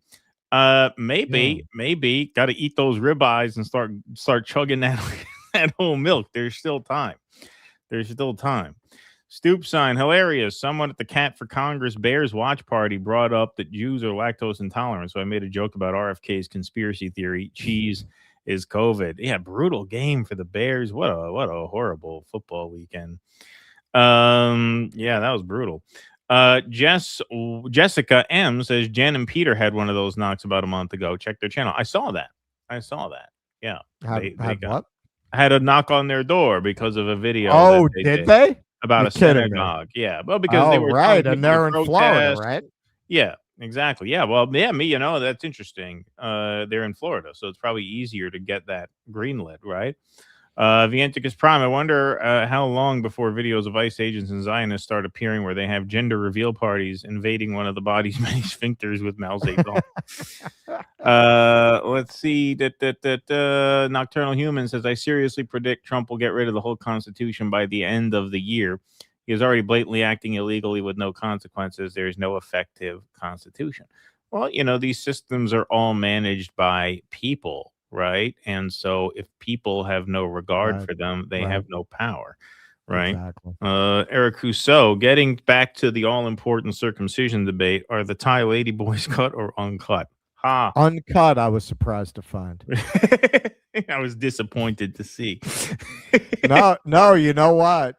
I did get a massage from a lady boy. It's not what you're thinking, though. It's not what you're thinking. They barked me in at one of these markets for a foot massage. It was like, American $3 for a half hour. I was like, sure. So the old lady who took off my socks and washed my feet, she was like the fluffer. And then she left, and then the lady boy came in to do the massage. Huh. Yeah. That's how they get you. That's how they get you. And then you start saying, that feels kind of good. That kind of feels better than what I've ever gotten from, the conventional kind of woman. Right. Maybe this is for me. And before you know it, you're Macron. Yeah, right. All right, folks, we will move right on along. So this was a big story yesterday. Trump officials investigate protesters who interrupted Minnesota church service, targeting ICE official. A Sunday morning church service in the Twin Cities interrupted by anti-ICE protesters is the latest flashpoint in escalating tensions between the Trump administration and demonstrators in Minnesota. Assistant Attorney General Harmeet Dillon, who oversees the Civil Rights Division of the Department of Justice, announced an investigation within hours, calling the protesters' actions desecrating a house of worship and interfering with Christian worshipers. So Pam Bondi chimed in on this as well. I just spoke to the pastor in Minnesota whose church was targeted. Attacks against law enforcement and the intimidation of Christians are being met with the full force of federal law. If state leaders refuse to act responsibly to prevent lawlessness, this Department of Justice will remain mobilized to prosecute federal crimes and ensure the rule of law prevails. Dozens of people rushed into City's Church in St. Paul Sunday morning, interrupting the church service and leading to tense confrontations, videos posted by activists and content creators show. The St. Paul Police Department said it responded after receiving multiple calls reporting up to 40 protesters in the church. So Black Lives Matter Minnesota posted this. I guess they live streamed this. This was a 40-minute video. We're just going to watch the first couple minutes, assuming it plays. I uploaded a backup because the video is giving me problems. I think it'll play. Here it is. You're actually interfering Good. Renee good. Renee good. Renee good.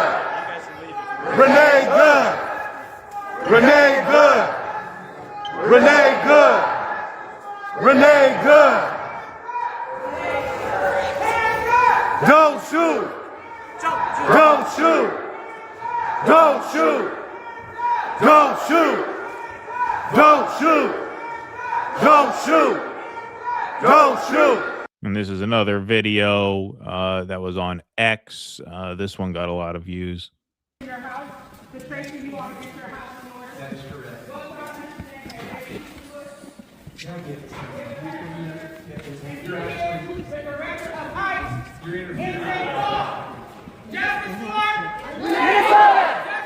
Renee good! Renee good! Renee good! Don't shoot! Don't shoot! Don't shoot! Don't shoot! Don't shoot! Don't shoot! Don't shoot!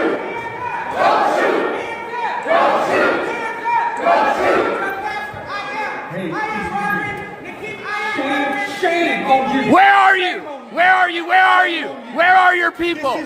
Why are you not at Whipple every day fighting for the humanity, standing for our people? Where are you? You drink your coffee, you got your jewelry, you have your nice clothes, but what do you do? What do you do to stand for your Somali and Latino communities? I'm not going to comment. You have no comment, exactly.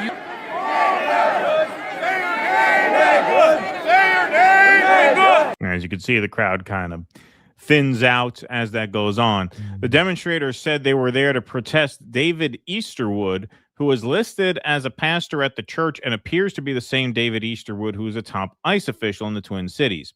He was recently named as a defendant in a case brought by protesters who allege immigration agents had violated their First and Fourth Amendment rights. David Easterwood out now, protesters yelled at one point. The protesters then moved outside and started walking down a nearby alley, police spokesperson Nikki Muehlhausen told CNN Monday. The incident is actively being investigated as disorderly conduct, she added. So that's the local investigation, but obviously the feds are on this as well. None of the videos show Easterwood in the church. I highlighted that because it's important to remember a few slides down the road. And it's unclear if he was in the building on Sunday. In response to CNN's inquiry about his connection to ICE, a Department of Homeland Security spokesperson responded, DHS will never confirm or deny attempts to dox our law enforcement officers. Again, this obsession with doxing, this guy's name is all over the news now. Like, you're not doxing him to say his name. Every outlet has printed his name. They screamed his name out in the church. Like, it's news at this point. Yeah. In announcing the federal investigation, Dillon cited the FACE Act, a federal law that, quote, prohibits the use or threat of force and physical obstruction that injures, intimidates, or interferes with a person seeking to exercise the First Amendment right of religious freedom at a place of religious worship. Now, the FACE Act is actually called the Freedom of Access to Clinic Entrances Act, and it was signed in 1994. And that makes it a crime to use, threats of obstruction and or physical force to interfere with people getting reproductive health care. That's why if you see like protests outside Planned Parenthood, they have to stand a certain distance away from the building. They can't obstruct anybody's path in. Or exercising religious freedom at a place of worship. And the Biden administration, as conservatives are citing now, kind of went aggressively at people for violating this on the other side, anti-abortion activists and the like. So this, you talk about a culture war tit for tat. It doesn't get any more red meat for the bases than this. So here's Harmeet Dillon on Benny Johnson. She gave him the first interview since this happened, explaining what they're going to do about this. Charges in this case. I see various crimes that have occurred. Exactly what they are, I'm not going to flag, but the FACE Act has been mentioned as one of the predicates there. In other cases, the Biden DOJ used the Klan Act conspiracy charges tacked on to the FACE Act in the case of protests outside abortion clinics to bring much longer sentences. So there are a number of tools available to us. Who funded this? What else? What other crimes may have occurred? Was there a use of the wires or the mails in preparing for this event? Did anyone cross state lines to do this? All of those are potential predicates for additional federal charges. Armin, I've just pulled up the Klan Act because this is the first time that I've heard this mentioned. This is a act that was passed in Now, the Klan Act is a role-playing game where the guy gets behind you and chokes you and then slides his... Oh, no, wait. Oh, sorry. No, I'm sorry. Wrong. That's the wrong Klan Act. The other Klan. Okay, now I got the right page open. Now I got... Why do I keep seeing ads for the Klan Act on my social media feeds? They keep advertising this to me. Why is that? In 1871, correction. I think Milo got into my computer. Yeah, right. Exactly. To combat the Ku Klux Klan and protect African Americans' voting rights, especially the Enforcement Act, which is known as the Force Act. So here's some of the information on screen. Would you mind breaking down for us, because we have just read the FACE Act and how this is an affinity to the FACE Act, an obvious and egregious demonstrable violation of the FACE Act, because they were entering a place of worship, harassing and threatening. We just played a video of a bearded man, who was threatening to attack the Christians that were worshiping there. So it seems like an obvious FACE Act violation. But the Klan Act here, it is on screen. First time I've heard it mentioned. Can you unpack this for us, Harmeet? Yeah, the Klan Act is one of the most important federal civil rights statutes, and it goes back to the time when President Lincoln emancipated the slaves, and yet the southern states, Dixiecrats mainly, were refusing to give them equal rights. And in fact, that you had sheriffs and you had law enforcement harassing the newly freed slaves. So the Klan Act is a law that makes it illegal to terrorize citizens, to violate their civil rights, to get together and conspire to violate the civil rights. It is often used against law enforcement, but is now used against others as well. So whenever anyone conspires to violate the protected civil rights of American citizens, the Klan Act can be used to bring a conspiracy charge. We, in the federal law enforcement parlance, call this 241 and 242 civil and criminal conspiracies. And so what the Biden administration did is, if 3 grandmas got together to pray outside an abortion clinic for the souls of the people inside, and including the unborn children, they would say, oh, that's not just a violation of the Klan Act, that's a conspiracy to violate the civil rights of women going in there to get abortions. And so we're going to add additional charges and punish that more and make it from a misdemeanor under the FACE Act to a felony under the Klan Act. And President Trump pardoned the pro-life protesters in those cases. I have recently defended... Okay, so you get the picture there. Harmeet actually did post a clip of this to her own social media, which is significantly shorter. Let's just take a look at this. Frustrated, where are the arrests, etc. Let me explain that for you and your team, Benny, because State prosecutors could have arrested some of these people yesterday. They don't have some of the same hurdles that we do in the DOJ. When DOJ, we gather our facts, we go to a federal judge. A federal judge has to issue the search warrants. We all know what the federal judges are doing right now in Minnesota. We will pursue charges in this case. I see various crimes that have occurred. Exactly what they are, I'm not going to flag, but the FACE Act has been mentioned as one of the predicates there. Okay, so that's what she shared, a piece of this interview as well. Now, here's where the plot thickens, because as if this weren't already just like the most inflammatory of culture war issues you can get, given the fact that, you know, Biden weaponized these laws against the pro-life protesters, and now you have that being weaponized against the anti-ICE protesters. Well, inject into this Don Lemon. That's right, Don Lemon, who happened to be on the ground following the protesters around. So the Center for Baptist Leadership posts this shocking footage from City's Church in Minneapolis this morning, where an anti-ICE mob stormed the service and disrupted their worship, alleging one of the church's lead pastors is an ICE agent. So the voice in here is, of course, the voice that you may find familiar. It's Don Lemon. So you can see the protesters here have gathered over here. They're in the middle of the church. So in the beginning of the church service, the pastor was speaking, and Nikema stood up and said her piece, and then the protesters surrounded her. But this is a clandestine mission. I think they found out one of, according to them, this is according to Operation Pull Up, that one of the pastors here is a member of ICE, and so here we go. You could talk to the lead pastor over there. Yeah. Okay, so he's going to talk to the lead pastor. So here's the lead pastor. Now, I highlighted the text in the other slide there, partly so I would remember. According to CNN's reporting, the pastor in question, who is suspected of being an ICE agent, does not appear in any of these videos. And this is one of the most viral of videos. So this pastor is not to be confused with the ICE agent. This is a different pastor. But here's Don Lemon interviewing the pastor. Well, it's shameful. It's shameful to interrupt a public gathering of Christians in worship. But there were folks who will say, I have to take care of my flock. Okay, but listen, we live in there's a constitution in the First Amendment to freedom of speech and freedom to assemble and protest. Yeah. We're here to worship. We're here to worship Jesus, because that's the hope of these cities.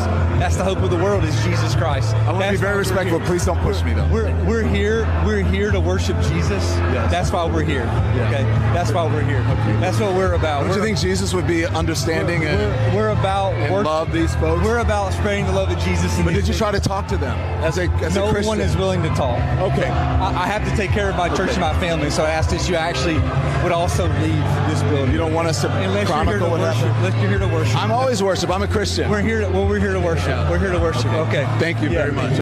Oh, dear.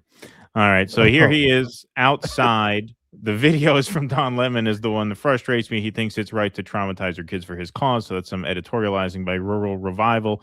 But here is some video of Don Lemon outside looking at the crying children and saying, well, this is the point of protest. Hugging his kid. And, you know, I've imagined it's uncomfortable and traumatic for the people here. But again, careful. It's very slippery right here. Yeah. It's uncomfortable and traumatic for the people here. But that's what really, careful, please. Really slippery. Not kidding.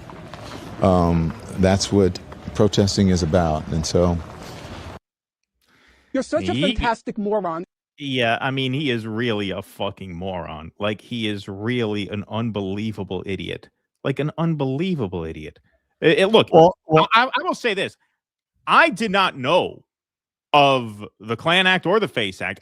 But when I heard what the FACE Act was, it made sense to me, because in all the years that I've been like talking about protests, I've been to some protests in my day. And, you know, obviously the show is called Due Dissidence. We've covered a lot of protest actions.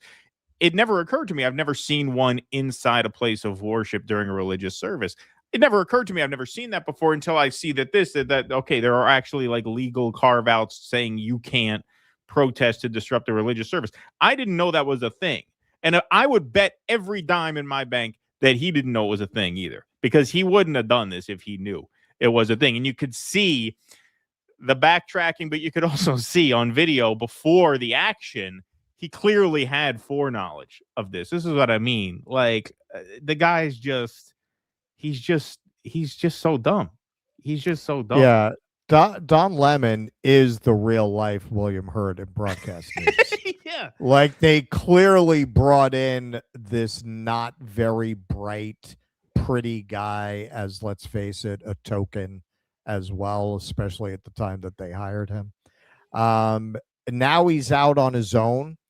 And this is a very stupid guy's idea of how to be relevant and how to get some viral content so that somebody watches his show that nobody watches, that's completely off everybody's radar. He's trying to get himself into the conversation, but he's too stupid to go about it in a way that makes any kind of sense, and that's not going to put him in prison. Amazing. He's just ever since they fired him, he's just been flailing around like this. It's amazing. You'd think he may have the resources to hire a team to do a little research beforehand, because this is pretty brutal. So there's a lot of videos, by the way, of him interviewing the service attendees. We're not going to play all of them for time purposes, but here's one of them. That wants to praise the Lord with my son, and now I got to go home. I'm sorry that you guys are so angry. I'm just chronicling. I'm not with the group. Oh, what do I have to say? Can you understand why they're angry? I don't understand any of this, because I'm a simple man. I'm a simple man who loves the Lord and is a good father. So this is what we look forward to, is coming, being with our family and praising Jesus, and that's not something that we have to run away from.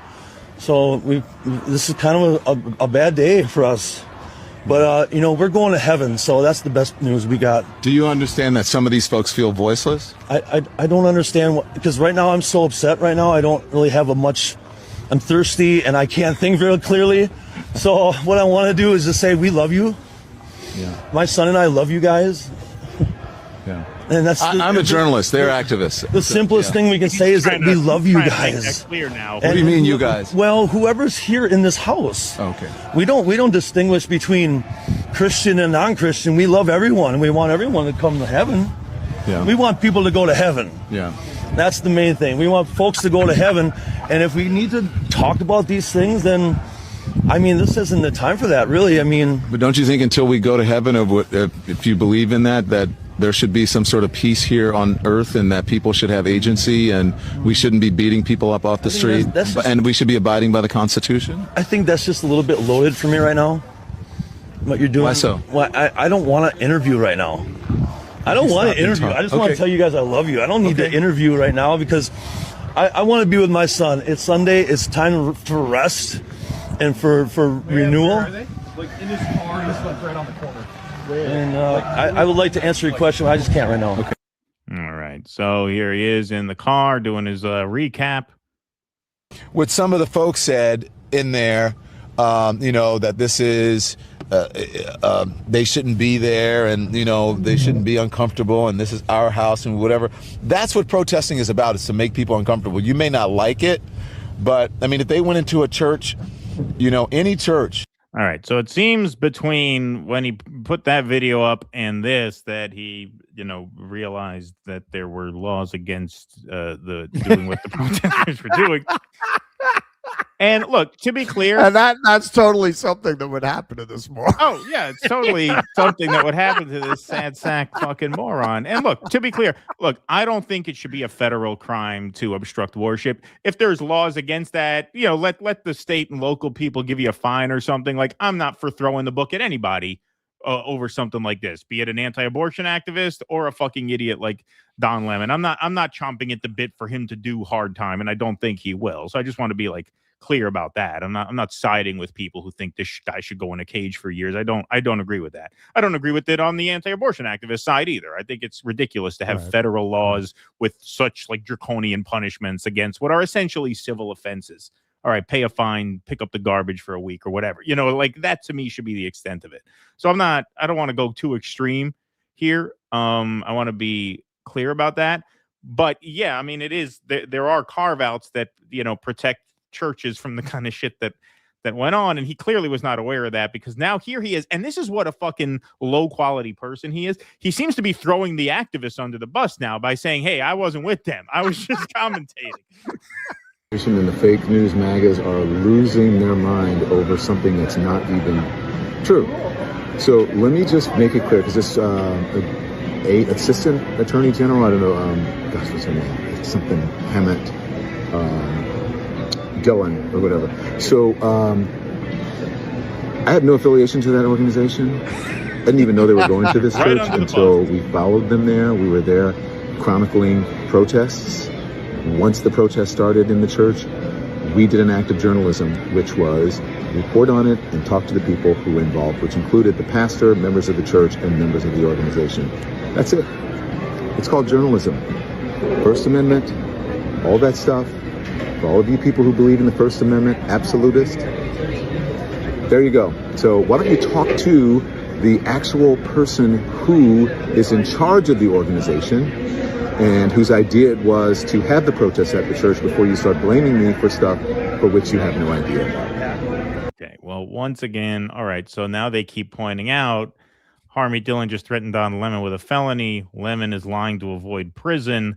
I didn't know they were going to this church until we followed them there. We were there chronicling protests. Once the protest started in the church, we did an act of journalism.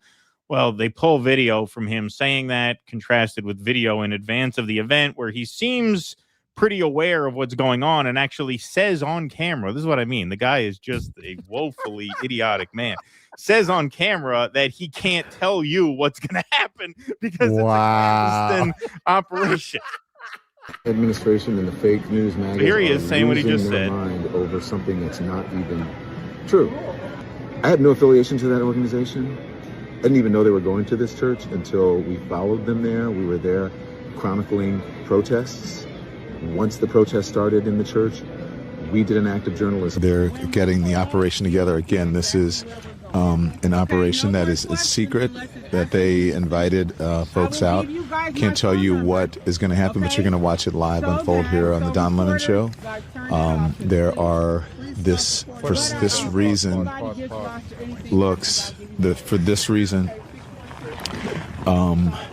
pulls the camera crew away because they're describing what they're going to do, and he's standing right there.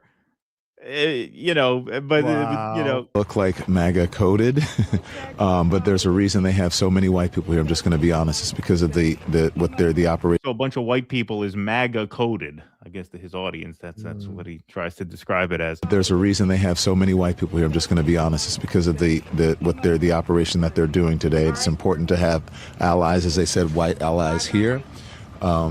So that is what I could say. I turned our camera off of them because they're giving some critical information here. But there we go. Everybody's ready to go. Everybody's ready to go. Hang on, I thought you just reported. Thank you guys for allowing me to be here. Okay, Thank you guys. Okay. All right. How are you? Good to see you. We're on. We're not saying what it is, what's going on, but thank you. Kissing the organizer. So this is Nakima Levy Armstrong. She's on the show Nakima on Friday. Levy Armstrong, civil rights attorney, longtime activist here in the community. And, we protest and do activism in all kinds of ways. This is Operation Pull Up, more of a clandestine operation. We show up somewhere that is a key location. They don't expect us to come there. And then we disrupt business as usual. So, all right, so there you go. Seems like he had foreknowledge. Here's Harmeet Dillon on Newsmax, laying out the case. We, not protesters, not they, not them, or any of their preferred pronouns. He said we. Does that put him on the line as a protester and lose his First Amendment media coverage? I was this position of his is so stupid. I was trying to figure out how to put it in layman's terms. Imagine you have a bank robbery that's being planned by a number of criminals. They're crossing state lines. They're using the wires, and then a podcaster says, "Well, let me embed myself in here and come along for the ride and live stream the crime."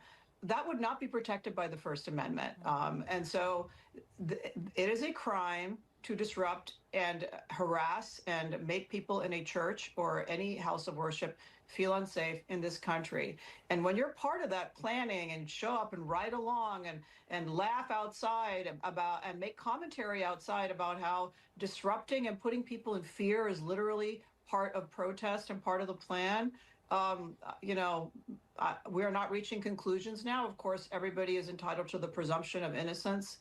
But if I were giving advice to a journalist about this, which I have done in the past, I would say do not participate in a crime actively. Yeah.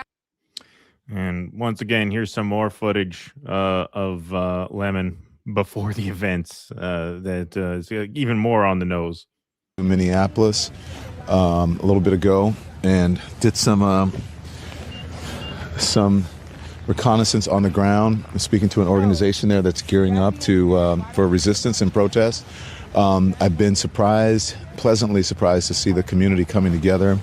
So I was saying I did some reconnaissance on the ground implies that you kind of figured out what was going to be happening, right? I mean, diverse community. Well, See this when you first just, if you're making the argument that you're just covering an event, why do you call your camera crew away to make sure they don't pick up on a private conversation? That's not the just thing. reporting. That is coordinating with the group. Exactly. If you're just reporting, you should want the camera to be on everything. Right. You'd want that. Exactly. You'd want that. Yeah, it's pretty clearly coordinating with them. I mean, he's hugging and kissing the lady. We're like, wait a minute, which operation are we at? And as it turns out, because we're like, well, this is kind of MAGA coded, right? Saw the American flag or whatever, but these are resistance protesters. They're planning an operation that we're going to follow them on. I can't tell you exactly what they're doing, but again, it's called Operation Pull Up. It's called Operation and it's Kima Armstrong. You know what the name she of it has is? been doing this since George Floyd, Dante Wright, and others. You know what the name of the operation is? And then you're going to say, well, we were just following along as I don't know. What was the name? I didn't catch that. Operation Pull Up.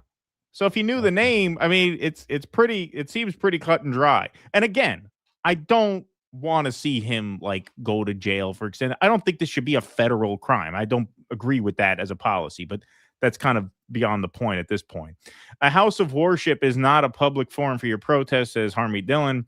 It is a space protected from exactly such acts by federal criminal and civil laws, nor does the First Amendment protect your pseudo-journalism of disrupting a prayer service. You are on notice, she says. On notice. So here's one of the protesters who has, gone somewhat viral. Here he is in the church. We heard a little bit of this before.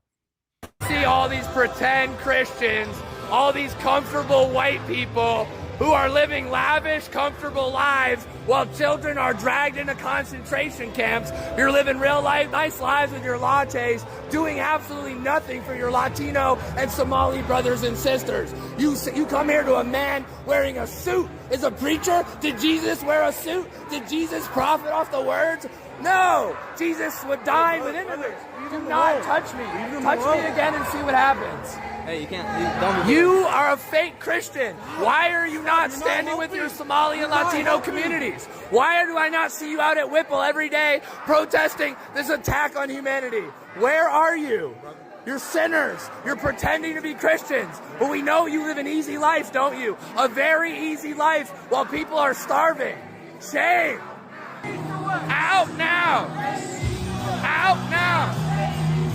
All right. Now, apparently the DOJ is investigating this guy. He made another video saying that that's happening, and be curious to see what the follow-up is. Because, look, we know, I covered this with Kyle Anzalone on Sunday, and I'm not saying this is the case with this guy in the beard here. We know that the government has planted agents and provocateurs in with the protesters. We saw that clear as day. The guy gets into a skirmish, a police van comes up, they bring him in to the back of the van once they see that nothing's going on. I'm not saying this guy is one of them. I don't know that. I don't have the information for that. He's got a fairly new TikTok channel. It seems to be about a year old with 70,000 followers. But when you look at events like this and you look at, say, the national security memo that Ken Klippenstein has done reporting on NSPM 7, where they talk about efforts to dismantle left-wing organizations and target extremists, this is what they would do. This seems like the kind of protest action that would be orchestrated by feds. Okay, do something that crosses a legal line, which justifies prosecutions, and do something that is going to offend normies to the point where it turns public sentiment against the protesters, even though,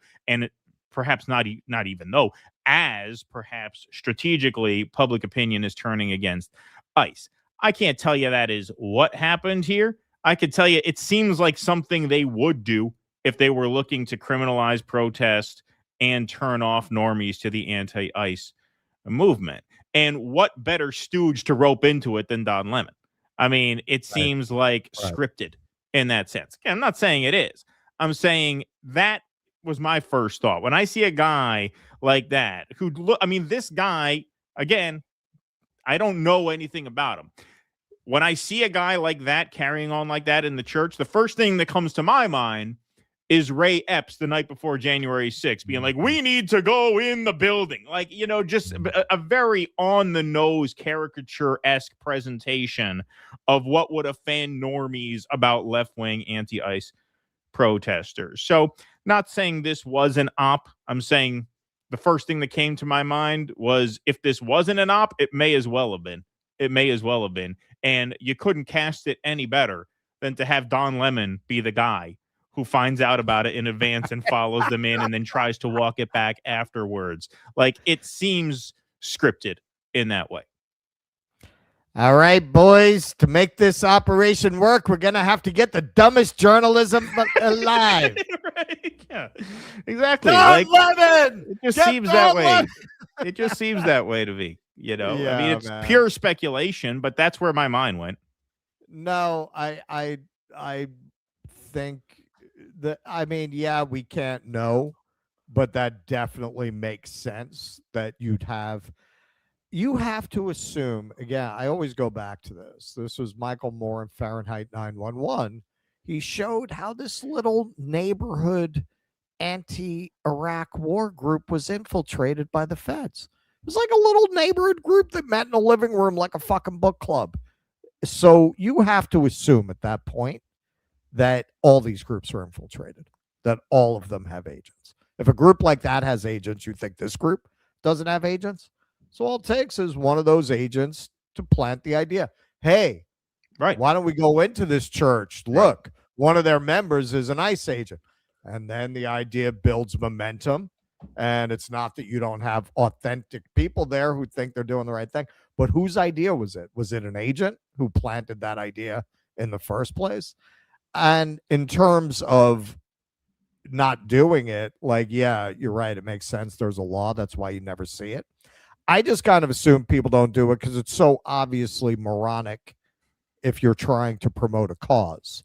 Right. I cannot think of that. This makes throwing soup on classic works of art look like effective activism.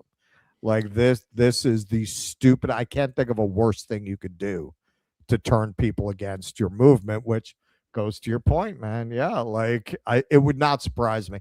I would guarantee you that every group like this has agents in it, and all it takes is a couple of them to build momentum for this idea. Yeah, doesn't mean everyone who organized it is an agent, but where'd the idea come from? Yeah, no, if people start showing up and giving you, like I said, there's that footage of Ray Epps on January 5th. Right. We gotta go in.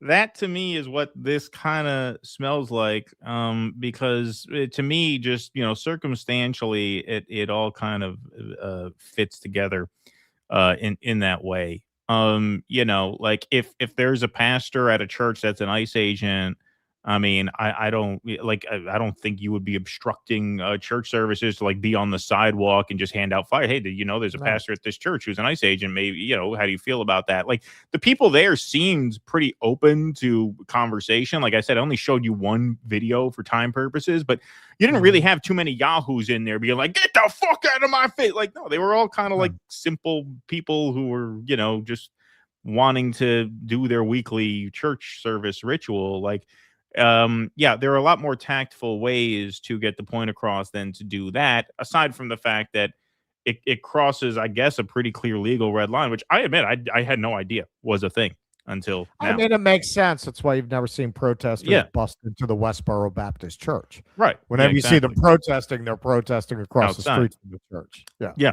which you know, I didn't know. But I guarantee you Don Lemon didn't know either, because he wouldn't have put all that on video on video if he knew that. I guarantee you that. All right. Let's take some super chats and Rumble rants, shall we? You got some super chats over there? I got to copy the rants over. Yes, we do. All right. Mill Raven. Cows are efficient phosphorus concentrators from grain fertilizers. With the antibiotics and growth hormones, non-organic milk is toxic, whole or skim. Yeah, I actually get organic milk. Okay, you know what I saw here today that was very interesting? So you know how to show you that it's like organic in America, a lot of times they'll invoke like Amish farm, cage-free Right. eggs, right? Here it's Hill Tribe eggs, to tell you like it's natural and organically raised. Deep Green VO, Dokapil versus Lemon. Battle of the Lemon Heads. LMAO. Yeah, those two. That you know what? That is a podcast I would watch. Like the Lemon. Dokapil. That would be awesome. That would be great. The best podcast ever. Have them do a joint thing with Kern and Taibbi. That would be like Nirvana. Yeah. Andy Gardner. It's funny that in these end-style times we're all going through, Don Lemon is still dumber than a literal lemon. It is incredible how just he's really a character out of a satire. United, he's William Hurt in broadcast news. Yeah. United We Rise org. No fan of Lemon, but in defense of objectivity, he didn't know he was committing a crime. Ignorance of the law is no defense, but the FACE Act may actually be unconstitutional. Worth noting, is it though? Yeah, Is I it, mean, though? I don't know. Because you're running up against freedom of assembly, like you're disrupting. You can their argue it ability to assemble. violates someone else's First Amendment right to religious expression and Right, assembly. Yes. Do I think it should be a federal crime punishable by incarceration? No, I don't think so. Like I said, I always err on the side of less incarceration. I'm very consistent. So yeah, I'm not saying that like he should have the book thrown at him. But I mean, it's a pretty clearly documented law that you would probably want to do some kind of due diligence before you participated in that. But again, he doesn't have. The other thing is, now that he's on his own, he doesn't have a CNN news team in back of him. Like, he doesn't have a team of people around him. He doesn't have people to tell him not to. Hey, well, check that's what first. I see. Like, ever since he got fired, he's just done one dumb thing after another to try to get an audience. Right from the beginning. Okay, so Elon is going to make you one of his pets. And hey, you're not a serious journalist, so what do you care? You know, where the loot is coming from. And he decides that the way he's going to establish himself is to burn that bridge right out of the gate. Right. And you could tell this. Look, if he did it out of integrity, yeah, you'd give it a certain amount of respect. That's not what it was. He thought that's how he's going to get the kind of libs that he had on the network over to his independent show. What better way to do it than to torch Elon Musk live? And then they're all going to come watch me. It's just such a stupid idea. And then it's just another example. This is a man flailing who needs a team around him directing his every move. And without it, it just becomes obvious he has about as much intelligence as a lobotomized horse. Yes. Getting back to the all-important circumcision debate, are the Thai lady boys? Got that one already. David Hughes, Rumble. Hey, guys, I recorded Free Palestine to the tune of Sweet Caroline. The video is pinned x.com/David Hughes Twitter, boosted by the great Katie Halper. Oh, awesome. I will check that out. Congratulations. Thank you for that. Thank you for that generous donation, my friend. The Anticus Prime says, R.E. Chernobyl. I used to work in nuclear power. Chernobyl melted down because of the way it was constructed, and because of its construction, I don't see any future meltdown risks. Thank you, Vianticus. David Easterwood has a name of someone who fucks churches. ICE has contracts with the IDF. I wonder if he banged that wall. Nocturnal Human. Christians are the first to ignore everything Jesus said about forgiveness. A jaded millennial says the story of how RFK lost his voice is merely a ruse to distract from the effects of excessive belching. Could be. Right. Could be. Yepek says, hey, DD, this is a bit off topic, but lots of people like to say the world we're living in is Orwellian. Please be advised that George Orwell was a racist and a fascist. Look at his writings. I know he was... I didn't know about a racist and a fascist. I mean, was he? I've never like. I know he was a disillusioned socialist. Yeah, he was anti-communist, but I didn't know about that. As Candace would say, lemon is fake and gay. That's right. Thank you, Eric. So, all right, let's move right on along. All right, here's a piece we call "Dems on Ice." That's right.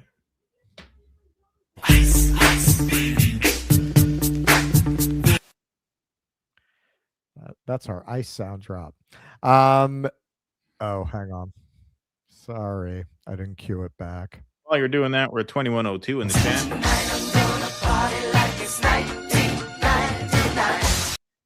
There we go.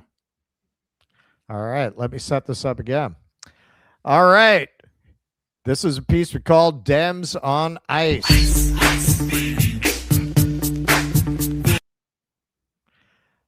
Now, in the wake of the brutal murder recently in Minnesota, a majority think ICE should be disbanded.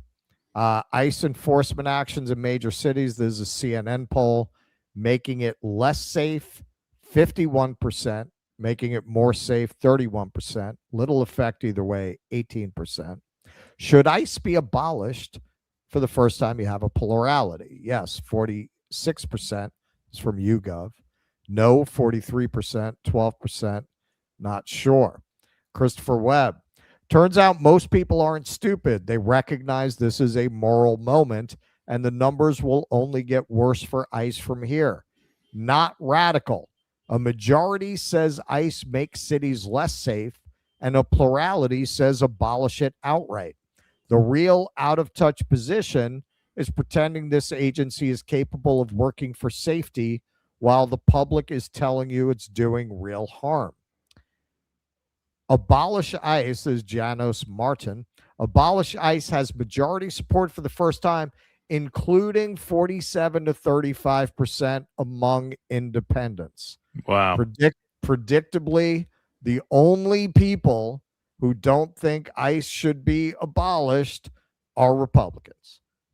Republicans, only 8% strongly support it, and only 6% somewhat support it. So you get 14% of Republicans.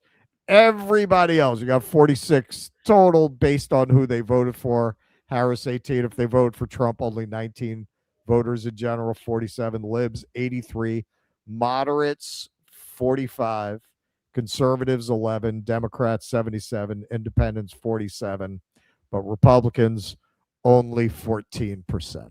The only ones who do not think, at least in a plurality, that you should abolish ICE. But hey, far be it from the Democrats to take a winning issue and run with it. Yeah. No, they're not going to do that. Abolish ICE. Many Democrats are ready to fund it with conditions. You can't keep shooting women in the face for no good reason at all. No, that's bad. Now, if you read this article, this is your classic Politico article. It's very, the way things work in Congress, this is about the best that they can do, and they don't really want, it's very that. But, as with the New York Times, you tease out information from it as best you can. House Democrats want accountability and oversight of ICE. Representative Pete Aguilar of California, the number 3 Democratic leader, told reporters Tuesday, quote, "They should have to continue to testify to Congress as to what they are doing. But more importantly, we need to look out for the American people right now. They are terrorizing people in the streets of this country." Well, that'll show them. Among the rank and file, there is also a deep desire to rein in the agency. Representative Darren Soto, Democrat, Florida, deputy chair of the Congressional Hispanic Caucus, said in an interview his group supports reforms for the agency. I'm sorry, man. What kind of a filthy little whore do you have to be in the fucking Congressional Hispanic Caucus and not be calling for the disbanding of ICE, to be calling for reforms? Wow, man. Wow. Quote, "It's not the CHC's position that we're terminating ICE," Soto said, "but there is a culture of violence that's happening that does need to be addressed." You know, I am glad that the Latino community in America has such strong representation in Congress. The Congressional Progressive Caucus, meanwhile, which is as useless as the proverbial asshole right on your elbow, meanwhile announced Tuesday it had adopted an official position opposing new DHS funding unless there are meaningful and significant reforms to immigration enforcement practices. You know, that's a whole lot of, we're going to make noise about not funding, and then we're going to cave in and do the funding. Right. And then we're going to do a press conference on the steps of Congress calling it a moral victory. That's what that sounds like to me. Prem Thacker, centrist organization Third Way, demanding Democrats not use the term abolish ICE. The same day, a new poll comes out showing that even moderates support abolish ICE by a 10-point margin. This is Natasha Korecki he's quoting. Third Way imploring Democrats not to use the term abolish ICE. The impulse is emotional. The slogan is simple, but politically it is lethal. See, this is what we keep hearing from these people. It's the same old thing. The polling shows you it's a winning issue. Right. Oh, no, it's lethal. It's lethal. This is what you have been hearing from the gatekeeping Democrats, who, as many people have pointed out, their purpose is just to make sure that no real left movement gets started in America. That is their purpose, to exactly this, to claim, yeah, no, what a plurality of people want, that's toxic. No, we're not going to do that. We're going to make them wear body caps. That's what we're going to do. Andrew Perez, America's liberal media and opposition party in one headline. Abolish ICE? It's a slogan some Democratic critics of ICE would abolish. As Democrats grow more alarmed about the Trump administration's aggressive immigration raids in American cities, some worry that calls to eliminate the agency will distract from efforts to rein it in. See, this is why all the libs you know are so regarded, because their brains are pickled in this shit. It's pickled in this, just like your Fox News uncle. This is the lib version of that. This is why when you talk to them, they say, yeah, well, you know, I mean, in theory, I think everybody supports that. But in reality, you know, the public doesn't. Yes, they do. Yes, right. They do. But this media is constantly telling you that what a majority of people support is politically toxic. Why? Why is a majority view politically toxic? I mean, I in spite of what Scott Jennings says, you could argue that going back to Karl Rove's theory of politics, the Republicans have been winning by running virulently and vociferously on minority issues to the point that people who feel passionately about those issues will turn out for them in overwhelming numbers. That was Rove's theory of politics. Like, play to a fanatical Kool-Aid drinking base. That's actually better than trying to find a centrist position. And they've been running that way ever since. Here's Chris Murphy, profile and courage that he is. talking about how, they've got to knock it off. They got to quit it. Earlier this week, quote, Democrats cannot vote for a DHS budget that doesn't restrain the growing lawlessness of this agency. You obviously know government funding runs out in less than 3 weeks. Are you actually willing to shut down the government over these DHS proposals? Well, I mean, the question is for Republicans. Are they willing to shut down the government simply to endorse? Notice he doesn't say yes. Notice he doesn't say yes. Pay close attention to that. These are very typical politicians' tricks. Well, that question is for Republicans. Doesn't say yes. It's a simple yes or no question. Yes, I am. That's all. That's all you need. The most lawless Department of Homeland Security in the history of the country. Both parties come to a discussion on the budget with priorities. And let me just give you an example of what we're talking about. The amount of training that is given to an ICE officer has been cut in half by this administration.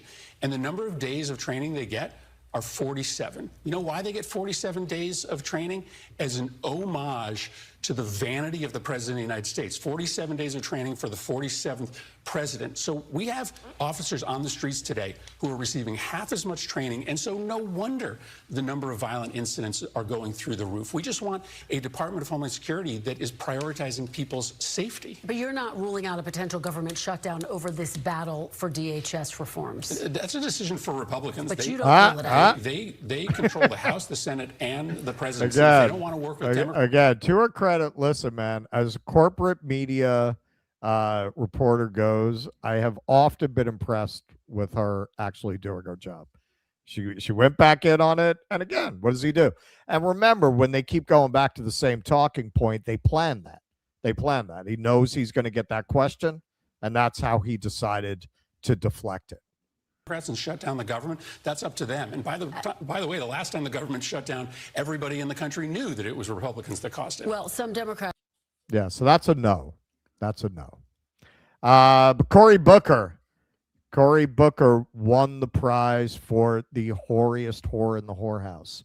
Today, I'm taking action to bring accountability to federal law enforcement like ICE. New legislation I'm announcing will require ICE to adopt rigorous training hiring standards and for their agents to wear body cameras. All right, let's see what he had to say. More. The tragic death of Renee Good has brought into clear spotlight so many of the things the Trump administration is doing to make our communities less safe. But one of the most alarming crises are issues of training and accountability standards for ICE officers. The Trump administration has cut the training down from 5 months to about a month and a half. They have eliminated age requirements and are hiring recruits as young as 18 years old. They're putting people into training before their background checks are even complete. And so when you see people cut corners, people die. I'm continuing to lead new legislation that will bring further high professional standards and accountability to ICE officials. We must also set minimum training standards. We must ban the hiring of anyone affiliated with hate groups. We must hold agency leaders accountable. We must require every federal officer to wear a body-worn camera during public-facing enforcement actions and require that footage be preserved so that the truth can't be hidden or destroyed. What Donald Trump is doing is undercutting the strength of our law enforcement. He is diminishing and diluting standards. He is taking actions that are wholly unacceptable to the safety of our nation. Yeah. This is from Trekker Teach. Anything less than abolish ICE is complicit cowardice. As usual, Cory Booker is a maggot disappointment. And over the meme, and this is exactly what I said when I was talking to Keaton about this segment, we do not need a properly trained Gestapo. Abolish ICE. I mean, that's exactly what this is. Listen, we need better training for the brown shirts. We have a lot of bar owners that are very upset. They go in there, they break up the furniture. They have to learn not to do that. They have to stop beating up communists in the street. It makes middle class shoppers nervous. Then they don't want to go to the stores in that area. What the hell are you talking about? You need to better train the national Nazi police force. But again, this is the purpose of the Democrats. You bring in a maniac to push all of these things to an absolute extreme, and then they can come in and normalize it, right? Oh, well, now we've got a Gestapo, we need to professionalize the Gestapo. That's what passes for left. Butch Ware. Democrats aren't betraying the people by funding ICE. To betray someone, you must at some point have been with them. Democrats have never been with the people or against fascism. You have been deceived, not betrayed. Build third-party power. And, of course, he's running for governor of California. This is pretty interesting. Alec Karakatsanis. In light of Democrats calling for more training for ICE, this passage from my book, Propaganda, seems relevant. I actually want to read this now based on this passage. On March 7th, 1965, white police in Alabama beat hundreds of civil rights marchers, including fracturing the skull of civil rights icon John Lewis, as they walked across the Edmund Pettus Bridge in Selma on Bloody Sunday. The very next day, President Lyndon Johnson announced an unprecedented expansion of funding for U.S. police departments, including for, quote, improved training of policemen. It's kind of amazing. Lyndon Johnson, also a Democrat. Yeah, well, we got to train them up better. We got to give them more money for better training. This is the organization that they think can be solved with better training. This is the associate director of ICE, Marcos Charles, shocking the reporter seemingly by explaining that ICE has a right to stop and roust anybody that they want for any reason at all. Enforcement looking for the worst of the worst. If they encounter anybody in the area of which they're operating, they are okay to talk to those people. They've been authorized to talk to anybody that's around there and establish citizenship. How is that targeted enforcement?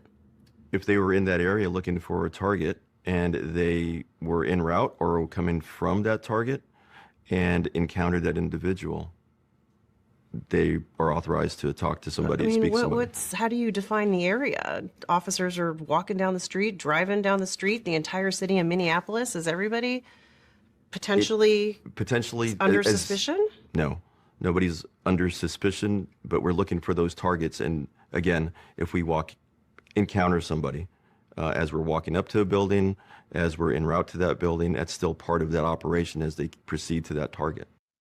Yeah, so that means anybody. That means anybody. Anybody that they encounter, they can engage, right? No probable cause, no suspicion, anybody. We have said from day one, that ICE is not about immigrants. They would not be putting billions of dollars into creating such an elaborate infrastructure for immigration enforcement that they're then going to disband when they've solved the problem. That's something that you build to be permanent. I'll prove it to you right now. You could save all this money. You don't have to build any prisons. You don't have to hire any people. Very simple thing. Enforce immigration at the employer end. Prosecute employers who hire illegal immigrants. That hiring will end overnight. You arrest 10 employers and plaster it all over the press. That's it. So why didn't they do it that way? Right? You don't have to spend all this money. You don't have to create all this bureaucracy and infrastructure because it was never about the immigrants. If it was about the immigrants, they would have done it that way. That's the obvious way to do it. The point was to build a national brown shirts, Gestapo, Nazi organization that, just like they're doing in Florida, they're going to start sending to your door when you post something on social media that Israel doesn't like or that the administration doesn't like. That's what this was always for. And what he's saying sets up a world where they can just go bother anybody. And as Keaton said in the previous segment, look, I mean, these laws are enforced by people, right? So what your constitutional rights have to be honored by the people whose job it is to honor them. If they decide not to honor them, there go your rights. You don't have those rights. What, God is going to come and give you those rights? No, it's for people to give you those rights, and they've decided they don't want you to have those rights. And that is what ICE is ultimately for. It was never about them. It was always about you. Derek Davison. Gosh, this sounds bad, but I bet if we get them some more body cams and training, we can fix this right up. Adam Cochran. She is left stunned because it's against their jurisdiction, against their training, against their own policy, a stupid thing to say on camera, and illegal under the Fourth Amendment. The trials are going to be endless. Are they, though? They're counting on them not being. They are counting on a full fascist takeover of the government and ultimately a destruction of the judiciary so that there are never trials. Now, will that happen? I think we'll have a better sense of that after the midterms if we see how much they thwart the vote, if we see elections that are clearly rigged. That'll give us a better idea of whether it's going to go all the way to the point that there are no trials because there are no judges to hold them accountable left. Now, to be fair, man, one guy, one Democrat that I've seen, so and there was one congressman who called for abolishing ICE. Ed Markey, no funding for ICE, impeach Kristi Noem now. Now, not coincidentally, in my opinion, going against her professed belief that you should never primary Democrats, Nancy Pelosi backed this trust fund Kennedy kid against Markey, explaining that my family, we're all friends with the Kennedys. But it probably has more to do with the fact that he's one of the few Democrats who has a shred of fucking integrity. Authorize, reappropriate funding for ICE. We just can't do that. First of all, the funding is coming from cuts in Medicare, Medicaid, the Affordable Care Act, the Department of Education, the Environmental Protection Agency.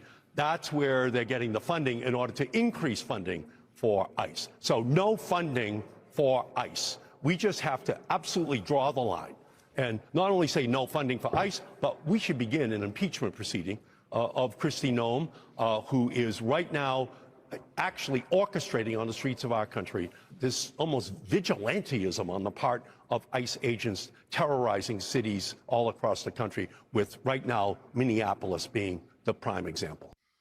All right, so credit where credit is due. Good for him. Unfortunately, the rest of his party is not going to back him on that until, I don't know, man, 2-3 years from now. God knows how many people have had their lives destroyed.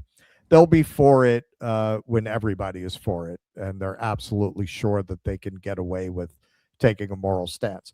But as you can see, you got a plurality that's for abolishing ICE. That doesn't matter. You're still going to get the media framing it as if that is a toxic position. Just reasons, right? Just reasons. It's a winning issue, right? You want to show that you're in opposition to the Trump administration? You just had an innocent woman get shot 3 times in the head. That's what you call a winning issue. This is a moment that if that party had an ounce of backbone between all of them, would be screaming from the rooftops, abolish ICE. Abolish ICE right now. Because again, just like that Rovian principle on the other side, and this is better than the Rove principle. Like Rove's principle was, yeah, even if it's a majority issue, if it's a minority issue, get a really dedicated, small, disturbed following that'll come out and vote and become activists in your party. And you know what? It'll become a majority issue. You've got a plurality. You've got a plurality. If you really start running on that, you're going to pull people in to support you that never would otherwise. Just like if Harris had taken a defund Israel and stopped sending them weapons position, you would have pulled in a lot of people who would not vote for Harris. But they just absolutely will not do that, even after all this. Losing to Donald Trump twice, haven't learned a goddamn thing. Not a thing. Well, they don't believe in democracy very fundamentally. That's the real problem, because they have it in their head that midterm elections are about high propensity voters. High propensity voters skew richer, they skew whiter, they skew more suburban, which means they skew more susceptible to fear mongering about hordes of brown people smashing their windows in, unless we have the kind of policing that ICE is capable of, but just not living up to now because they're not trained enough. And then if you go too far in the direction of, well, just scrap the whole thing, that those richer, whiter, more suburban people who, could have sort of live in the middle of the political spectrum are going to vote red.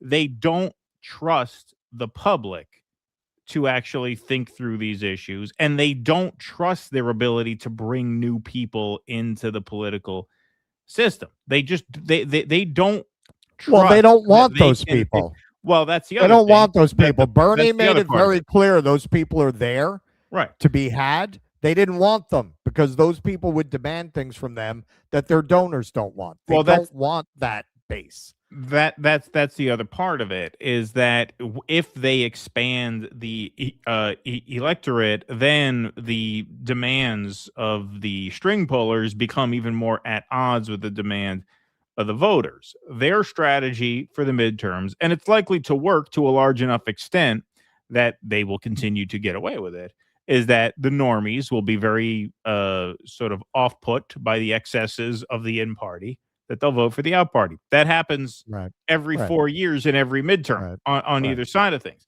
And now, because the Republican margin is so small, they feel like they can just coast on that. And so don't make too many waves over ICE. Now, the thing about the last shutdown was that was clearly done for political purposes heading into the midterms. It worked. Into the off-year races in 2025, the governor's races and such.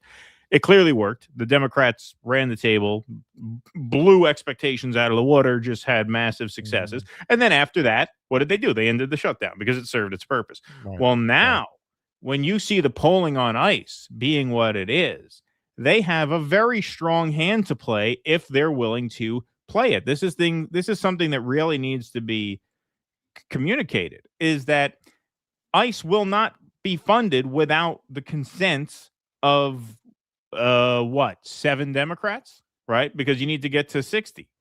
So they still have the power to bring this to a halt right now because they have the power of the purse. The question is, will they use it? And all indications are that they won't, or they will for a few weeks and then they'll cave, right? Like that may happen. You may get a temporary shutdown.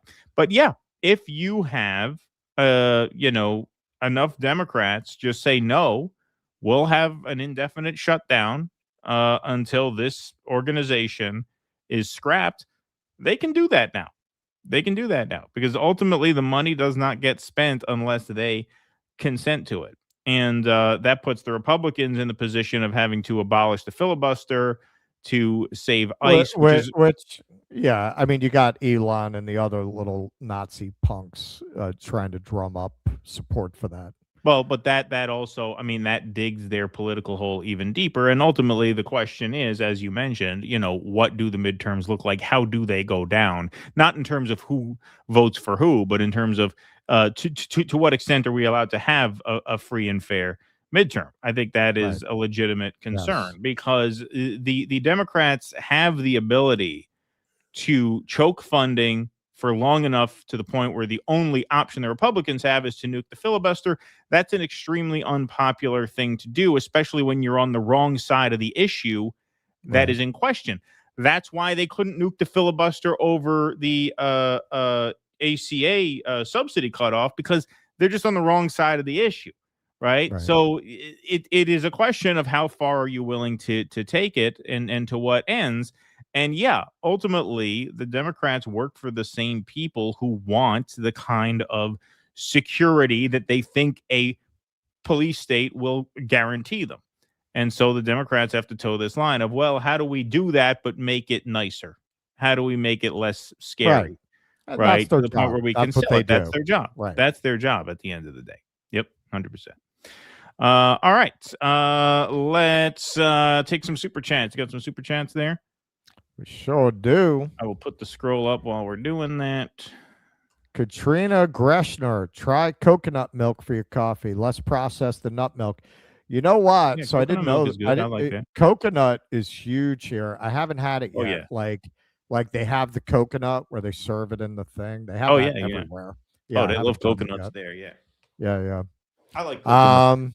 I mean, I've had coconut like I had coconut ice cream last night. Race Car K, I think I finally found an infinite money glitch in the Matrix. Eye drops, man. Just pour water into tiny bottles, then sell them for $10 each. Okay. There's a money-making scheme born every minute. Katrina Greshner, Greenland is 80% Inuit, by the way, not white. I did not know that. Because I mean, every time I see these videos of Greenlanders, they're white. I don't see the Inuits.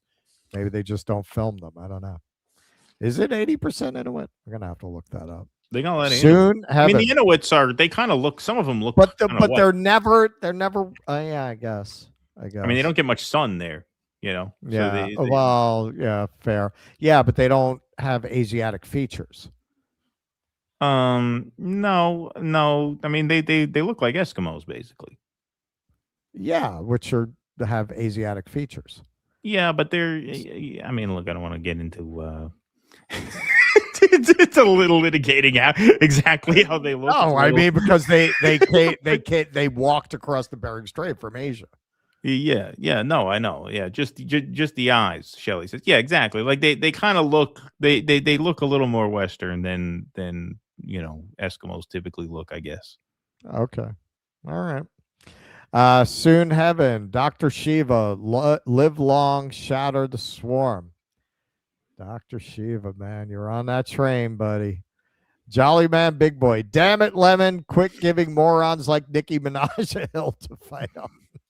Yeah, right. Dark Matter Zombies, a.k.a. Landrew. Chris Hedges' new article speaks about this being the last election. We are all Palestinians now. I got sounds like a downer. Sounds like I gotta read it. I will get to your sound drop after this one. Lee Hawthorne. Problem at Chernobyl is that it has lost power from external sources. It needs power to keep fuel pools cool. Last year, the dome was hit by drone also. Man, call me naive. I thought they took care of all that mess at this point. Like, I didn't even know there's anything there to cool. I thought they just took everything away. I guess that's not feasible once you have all that there. Look, I am one of those who is not confident enough in the future of civilization to be pro-nuclear power. You're going to have to convince me that if civilization ends, these can shut down in a way that's not going to melt down and destroy the planet entirely for anyone who's left alive. All right, got Landry's sound drop. We'll go to the Rumble rants and I'll find it. Yeah. No, I think I mean, I haven't read Hedges' article yet. But I mean, look, that is the question. That is a question people have. Like, to what extent will you have fair elections? We've already seen the gerrymandering. I suspect they may deploy ICE to patrol against, fraud. Well, we have to make sure no illegals are voting, so we're going to have ICE watch the polling places, which suppresses Latino turnout because, as we've seen, a lot of citizens have been harassed by ICE, and who wants to deal with that? So, I mean, I think I haven't read the article, so I don't know that's what he's talking about. But no, that's a huge concern. Obviously, I think. I am Landrew. Landrew is dead. Nocturnal Human says, I went to a Christian church as a kid. One Sunday, a kid threw a brick through a window. We invited him inside and treated him well. There were no police involved, just forgiveness, as Jesus said. That's a lovely story, Nocturnal Human. Dude, this stinks of being an op. Yeah, that's what I said, Mark Pugliese. Thank you. EO Shush, those Christians are going to hell in that church. Jesus said, whatever you did not do for one of the least of these, you did not do for me. Then they will go away to eternal punishment. Vienticus says everyone's got an Epps. For example, Zionists have a Rabbi Epps. They got a Rabbi Epps. Bronx Comrade, great analysis with humor. DD is a can't miss. Well, thank you. That's very kind of you to say. Thank you. Yo, shush. Wouldn't these anti-ICE protests around the country be more effective towards the offices of the Democratic senators that have the power to do something about it? I think so. Albu Kid, first clue, it's a Fed op. It was a BLM organized. These protesters didn't list demands or talk to anyone in power first. They just yelled at a bunch of people with no authority. Libs are so Good dumb. point. Yeah. It's a Fed coded to me. EO Shush, Trump is a blackmailed puppet. This is a Zionist coup. MAGA is a color revolution. They own the media. APAC money is to get Democrats to stand down. El Salvador and Argentina were a testing ground. Thank you, EO Shush. Appreciate that very much. All right, we got one more segment. I'll call it a little audible. I want to do Mearsheimer and Piers Morgan. What do you think? I mean, we can do them both. You were doing Bongino, right? Yeah, I mean, we could do them both if you want. I don't care. They're short. They're both pretty quick. We could bang them out. I mean, sooner the better, because I got to be up at 7:30. All right, so we'll bang them out. Hey, I mean, well, you want to do Bongino. Russ hasn't gotten a chance to talk about Bongino. Russ wants to do Bongino. I mean, whatever you think is best. All right. Well, Dan Bongino is back on the air February 2nd, Groundhog Day. Here's the announcement. You all. Can't wait to get back on the air. February 2nd, 10 a.m. Eastern Time. The return of the Dan Bongino Show. Lovers, haters, friends, supporters, detractors, you're all welcome. Make that chat room fire. I want to hear it all. Rumble.com/Bongino, February 2nd, 10 a.m. Live. See you there. All your supporters were waiting for you to They're dying for him to come back. Quit with your tail between your legs at the FBI. Let the Epstein clients walk and get back to complaining about things on your podcast. That's what everybody was really excited for. Well, got a write-up in the Washington Post, which he was clearly unhappy about. He stoked deep state conspiracy theories. Now they're coming back to haunt him. When Dan Bongino was named the FBI's second in command last year, the right-wing podcaster's fan base hailed it as a monumental victory. Bongino, it seemed, would finally be empowered to confront the deep state cabal he had long blamed for some of Washington's darkest mysteries, including sex offender Jeffrey Epstein's death. Now, having stepped down as deputy director after less than a year in the job, Bongino is returning to an audience in rebellion. Many online have pilloried him for not exposing the conspiracies or jailing the villains he had once decried in hundreds of tweets and Rumble streams. People feel conned here, conservative commentator Evan Kilgore said on X. Literally nothing has changed. He's in a really tough spot, said Kyle Seraphin, a fellow conservative podcaster and an ex-FBI agent who was once friendly with Bongino, but now derides him as a hypocrite. After a decade of insisting that the federal intelligence apparatus was rotten to the core, Seraphim said of Bongino, his reputation is now inextricably tied to the FBI's reputation under his administration, so he can't meaningfully criticize it. He's cornered by his own words and actions. Bongino didn't respond to requests for comment on his plans for the show, so he was obviously made aware of this before it went to print since they reached out to him for comment, and he told them no. Bongino is re-entering a conservative media sphere that has been jostled in his absence by the September killing of activist Charlie Kirk, said A.J. Bauer, a journalism professor at the University of Alabama who researches right-wing political movements. There's a repositioning within the sector to see if anybody can capitalize on that audience, Bauer said. Among the figures whose profiles have risen, especially among the young and very online, are conspiracy theorists such as Candace Owens and hardline white nationalists such as Nick Fuentes. Bongino's recent X posts suggest he will align instead with an older guard, including talk radio host Mark Levin, Daily Wire founder Ben Shapiro, and Senator Ted Cruz that has been pushing back on what it sees as a destructive anti-Semitic insurgency within the party. So Bongino tweeted this the day that this came out. Not a coincidence. Dear liberal media children, yes, daddy's home now. Home now. I know that terrifies you as you claw at your own faces and pile up your feckless attack pieces in anticipation of my show launch, but endlessly emailing me for comments about your personal and administration hit pieces is a waste of time. I have less than zero interest in contributing to your fairy tales. So save us both time. I'll issue a universal response to your inquiries. In my kindest and most courteous Queens, New York voice, I'll ask that you respectfully go fuck yourselves and save the energy it takes you to thumb out an email to me. Thanks and have an amazing weekend, Dan. So that's clearly an anticipation of this Washington Post piece. They are just furious that you delivered on all your promises about Epstein. Yeah, got trolled pretty hard for this. Evan Loves Worf says, didn't you quit because you realized Trump is a PDF file? And I like this one. Dan Bongino, tough on Twitter, soft on crime. Yeah, big tough guy. Big tough guy. MSP says, only closet homos say daddy's home. Pedo protector. So yeah, this is getting so much in the conversation that Dave Smith was asked about this on Piers Morgan. So here he is on Dan Bongino returning to Rumble. Is in this like impossible situation here, which is why he like spazzed out and started talking about my kids and my family and stuff. And look, I know I did say that his legacy will forever be protecting pedophiles, but again, it's a matter of record. That is just true. And so look, Dan Bongino's got a real problem. You were either lying then or you're lying now. And you got to somehow, if you're going to come back to this world of doing these shows on the internet, you're going to have to explain that to people at some point. Like, you made this one claim, got in there, turned around and gave a hostage video where you said none of that exists at all. And now the stuff's been declassified. So he said he read through the entire files and he knows for a fact that Jeffrey Epstein killed himself. But we just found out there's like 5 million documents in the entire file. So like, what exactly is he claiming that he read? And what did I he assume say? it's all declassified now.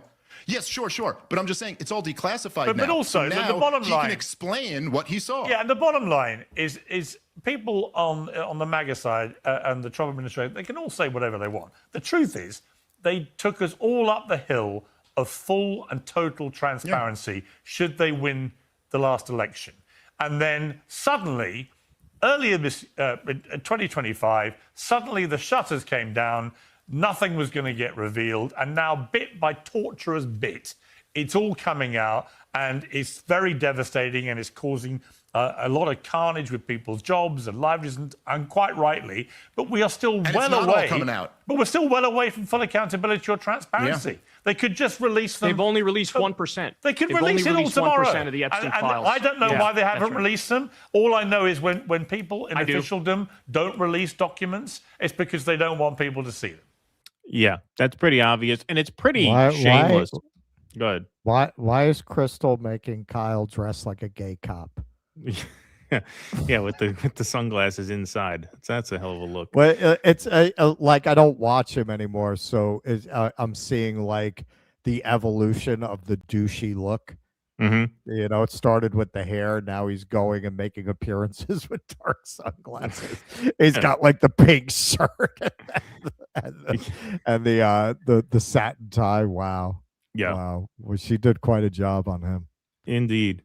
In terms of Bongino, it is fair. It is pretty shameless that you would go right back to the show after all that. You'd think you'd take a little bit of time off just to get a little distance from it, but no. He's actually acting as if his audience really wants him back on the show.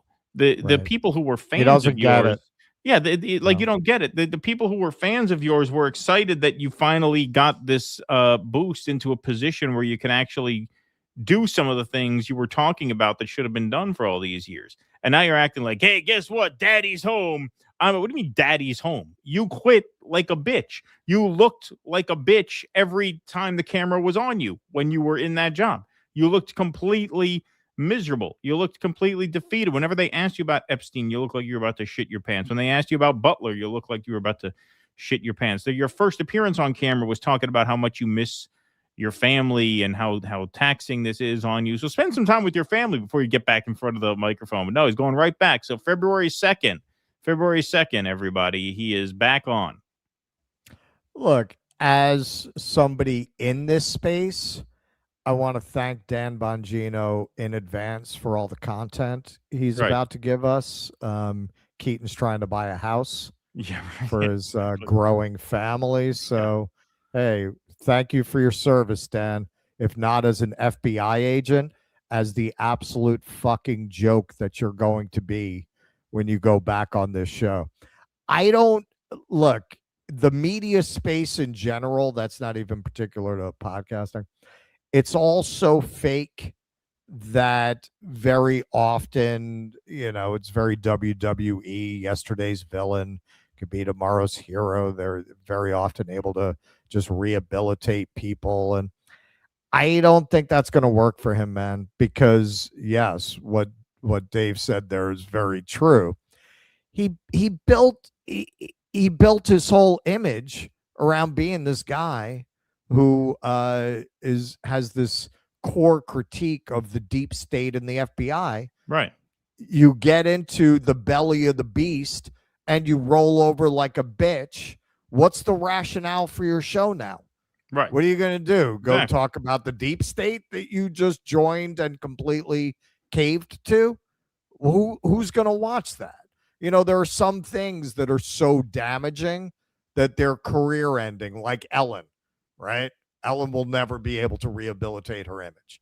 Once that came out that she treated her staff that way, those are the things you can't come back from.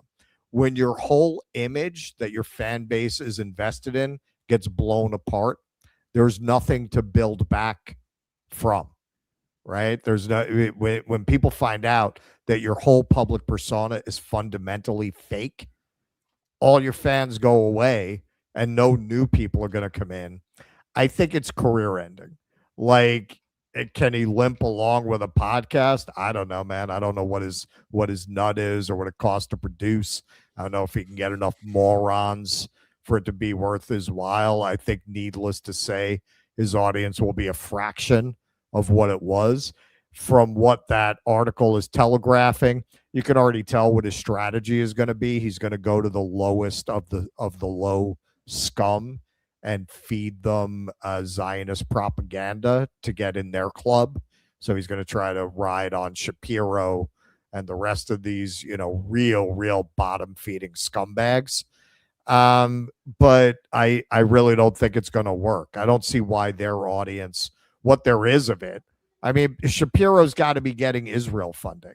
Like a few months ago, all the stories were Daily Wire is going bankrupt. All of a sudden it's not going bankrupt. Why is it not going bankrupt? So maybe that's his plan. Maybe Bongino can get in on some of that Israel money. Shapiro doesn't have much of an audience and he gets that money. So maybe they'll pay Bongino to peddle Zionist propaganda. But in terms of an actual audience, yeah, put a fork in him. He's done.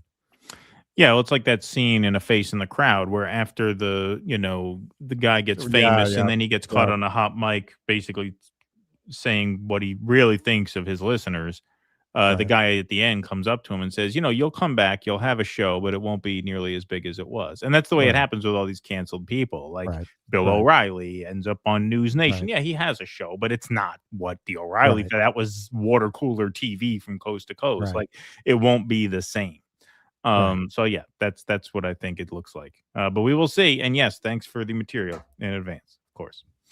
All right, I want to play this video. It's just one more video. This will not take long.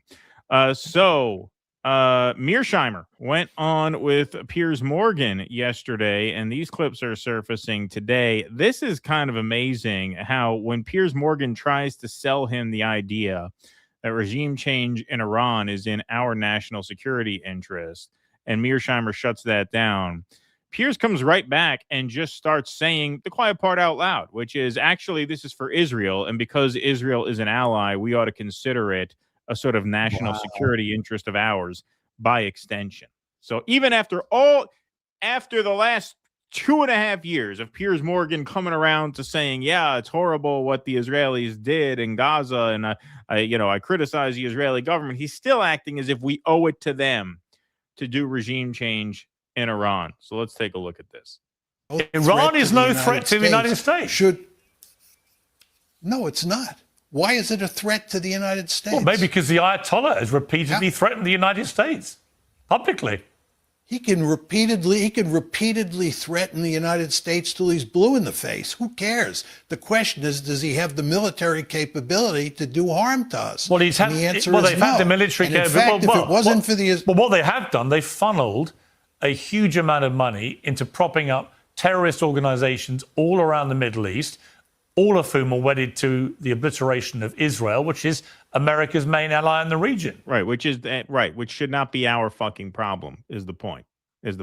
You know, a terrorist organization that did attack on U.S. soil, allegedly, Al-Qaeda. They're the one who we seem to want propped up in Syria now. They're the ones who attacked us. And has a lot of interest, mutual interests. Now, you may not like it, but that's the reality. And so, yes, they represent a threat. You may not like it. No, we don't like it. That's kind of the lesson that's been learned by a lot of people over these past couple of years, is that no, we don't like being wed to Israel in ways that could rope us into World War III. No, we don't like it. Well, they've had the military. And in fact, if it wasn't for the... Well, what they have done, they funneled a huge amount of money into propping up terrorist organizations all around the Middle East, all of whom are wedded to the obliteration of Israel, which is America's main ally in the region, and has a lot of interest, mutual interests. Now, you may not like it, but that's the reality. And so, yes, they represent a threat to one of America's main allies and to Americans who live in Israel, for example, to American service people who work with Israelis. Of course they do. Oh, Israel.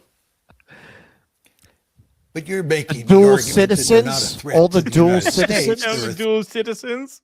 Yes. What about people who vacation in Israel? But you're making the argument that they're not a threat to the United States, they're a threat to Israel. And because we're joined at the hip with Israel, anything that's a threat to Israel is a threat to the United States. I don't buy that argument. I'm an American firster. I care about the U.S. national interest. And it is not in our national interest to have this conflictual relationship with Iran. And if it weren't for the fact that the Israelis have so much power in the United States and insist that we keep Iran as an adversary, we would otherwise have good relations with the Iranians. And again, the Iranians are no threat to the United States, at least. Exactly. And it's amazing how Piers Morgan doesn't understand, like, he's working backwards from the given that Israel and the United States are key allies. Mearsheimer's whole point is that Iranian threats against Israel should not be our business because we should not be allied with them in this kind of way. But Piers Morgan just, once again, like, he doesn't even bother arguing that point. He just takes it as a given. Well, if the Israelis and the United States are key allies, that means what? Any threat against Israel is a threat against us. He's arguing against and Mearsheimer shuts that down in a way that, especially when you look at,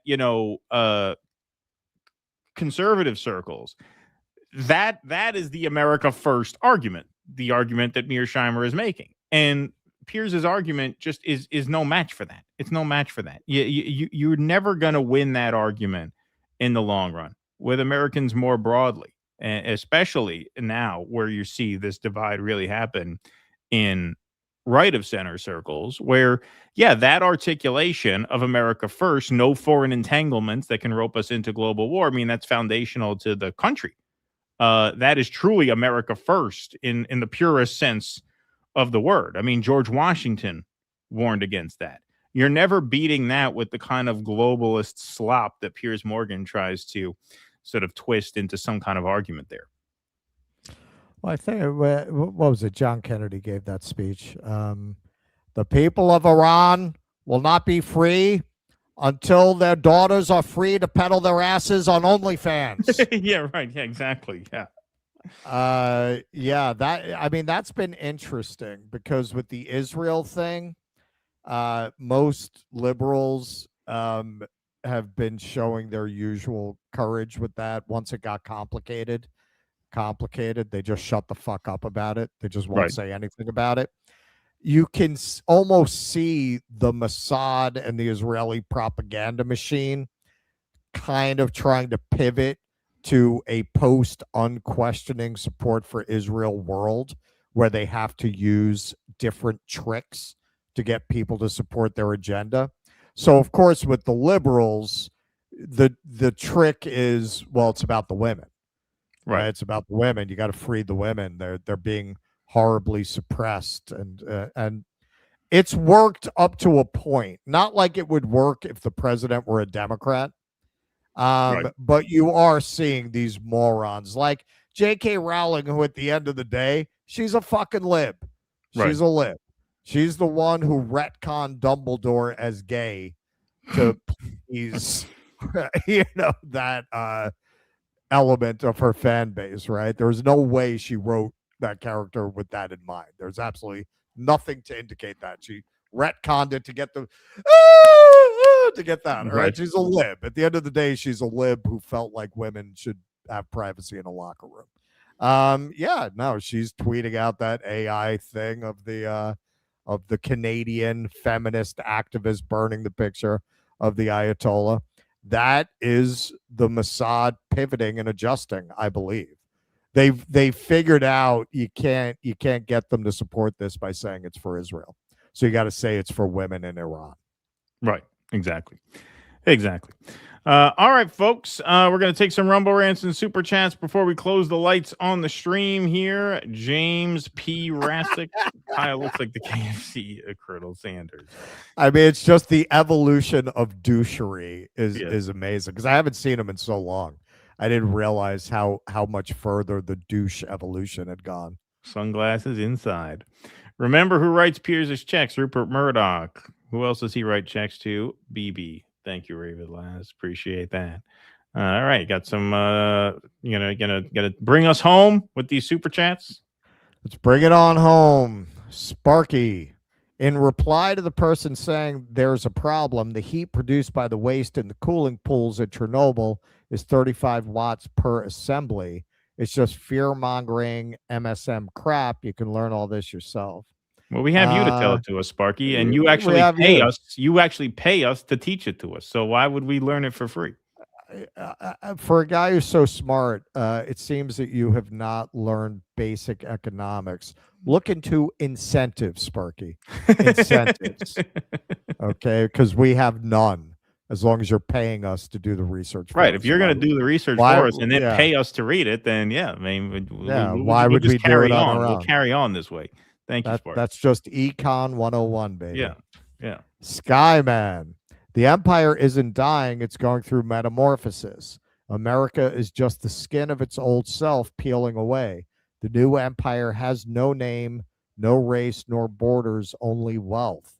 Its rulers more akin to whispers and shadows. It's pretty good, man. It's a pretty good little piece of prose, actually. I like it. That was good.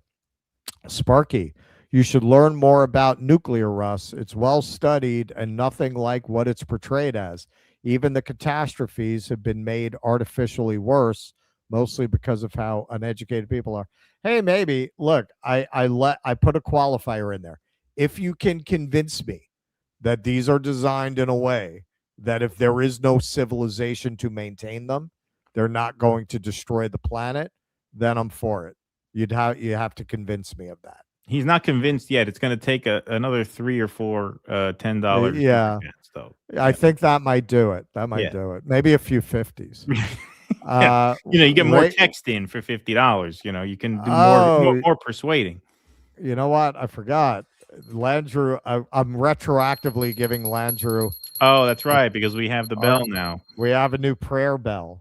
We have a prayer bell. It's much more holy that way. It is my 50th birthday. Solidarity. Rachel Horning. Happy birthday. Happy birthday. That's when the pains really start in the joints. Sparky, You got more irradiated in that flight to Asia than you'd get spending 3 weeks in Chernobyl town itself, Russ, just to kind of show how off the conception of this stuff is in the public mind. Are you suggesting that the next series for Russ on the Road be Chernobyl? Yeah, Russ there you does go. Chernobyl. That'd be fun. Are you suggesting it as a vacation spot? Andy Gardner, I wish Bongino was my dad. My dad was never home. And Kolinsky, Jesus, he and Crystal could make bank flipping houses. He does the fashion side. That's yeah, right. I mean, it's amazing the transformation with that guy. All right, folks. And that's it. End of the line. End of the line. That's the end of the line for us today. That's our show. Thank you, everybody, very much for being here. Vienticus got one more chat in there. I always thought the Shadowrun games gave an interesting world to explore, but it wasn't a world I ever wanted to live in. Oh, John Smith got one in under the buzzer, under the wire. Put this towards the welcome, Matt Keaton. Thank you. What welcome, Matt? I don't know. He doesn't have one yet. Yeah. Oh, so tomorrow I am going and spending a day at an elephant reserve. And before you jump on me, I did my research. It's family owned. These are rescue elephants. No riding the elephants. None of that shit. It's a sanctuary. It's a sanctuary. You do get to hang out with them and like bathe them and interact with them. But yeah, so there will be footage from that on my channel in a couple weeks when I get up to that part. There you go. That'll be fun. Russ on the Road NYC. Russ on the Road NYC. Yes. Russ on the Road NYC. Check out. I just dropped a short. Did you watch that of the little kid drumming? Yeah. That kid was pretty epic. Yeah. That was great. Jesus. Yeah. I just dropped a short. This kid, he's like 9-10 years old, wailing outside of this mall in Bangkok. Yes, So- go subscribe. Russ on the Road NYC. That's the link right up on the screen. All right, everybody. Well, that's our show. Thanks to the mods in the chat for keeping the peace. Thanks to the YouTubers and the Rumblers. Make sure you smash that like button on the way out.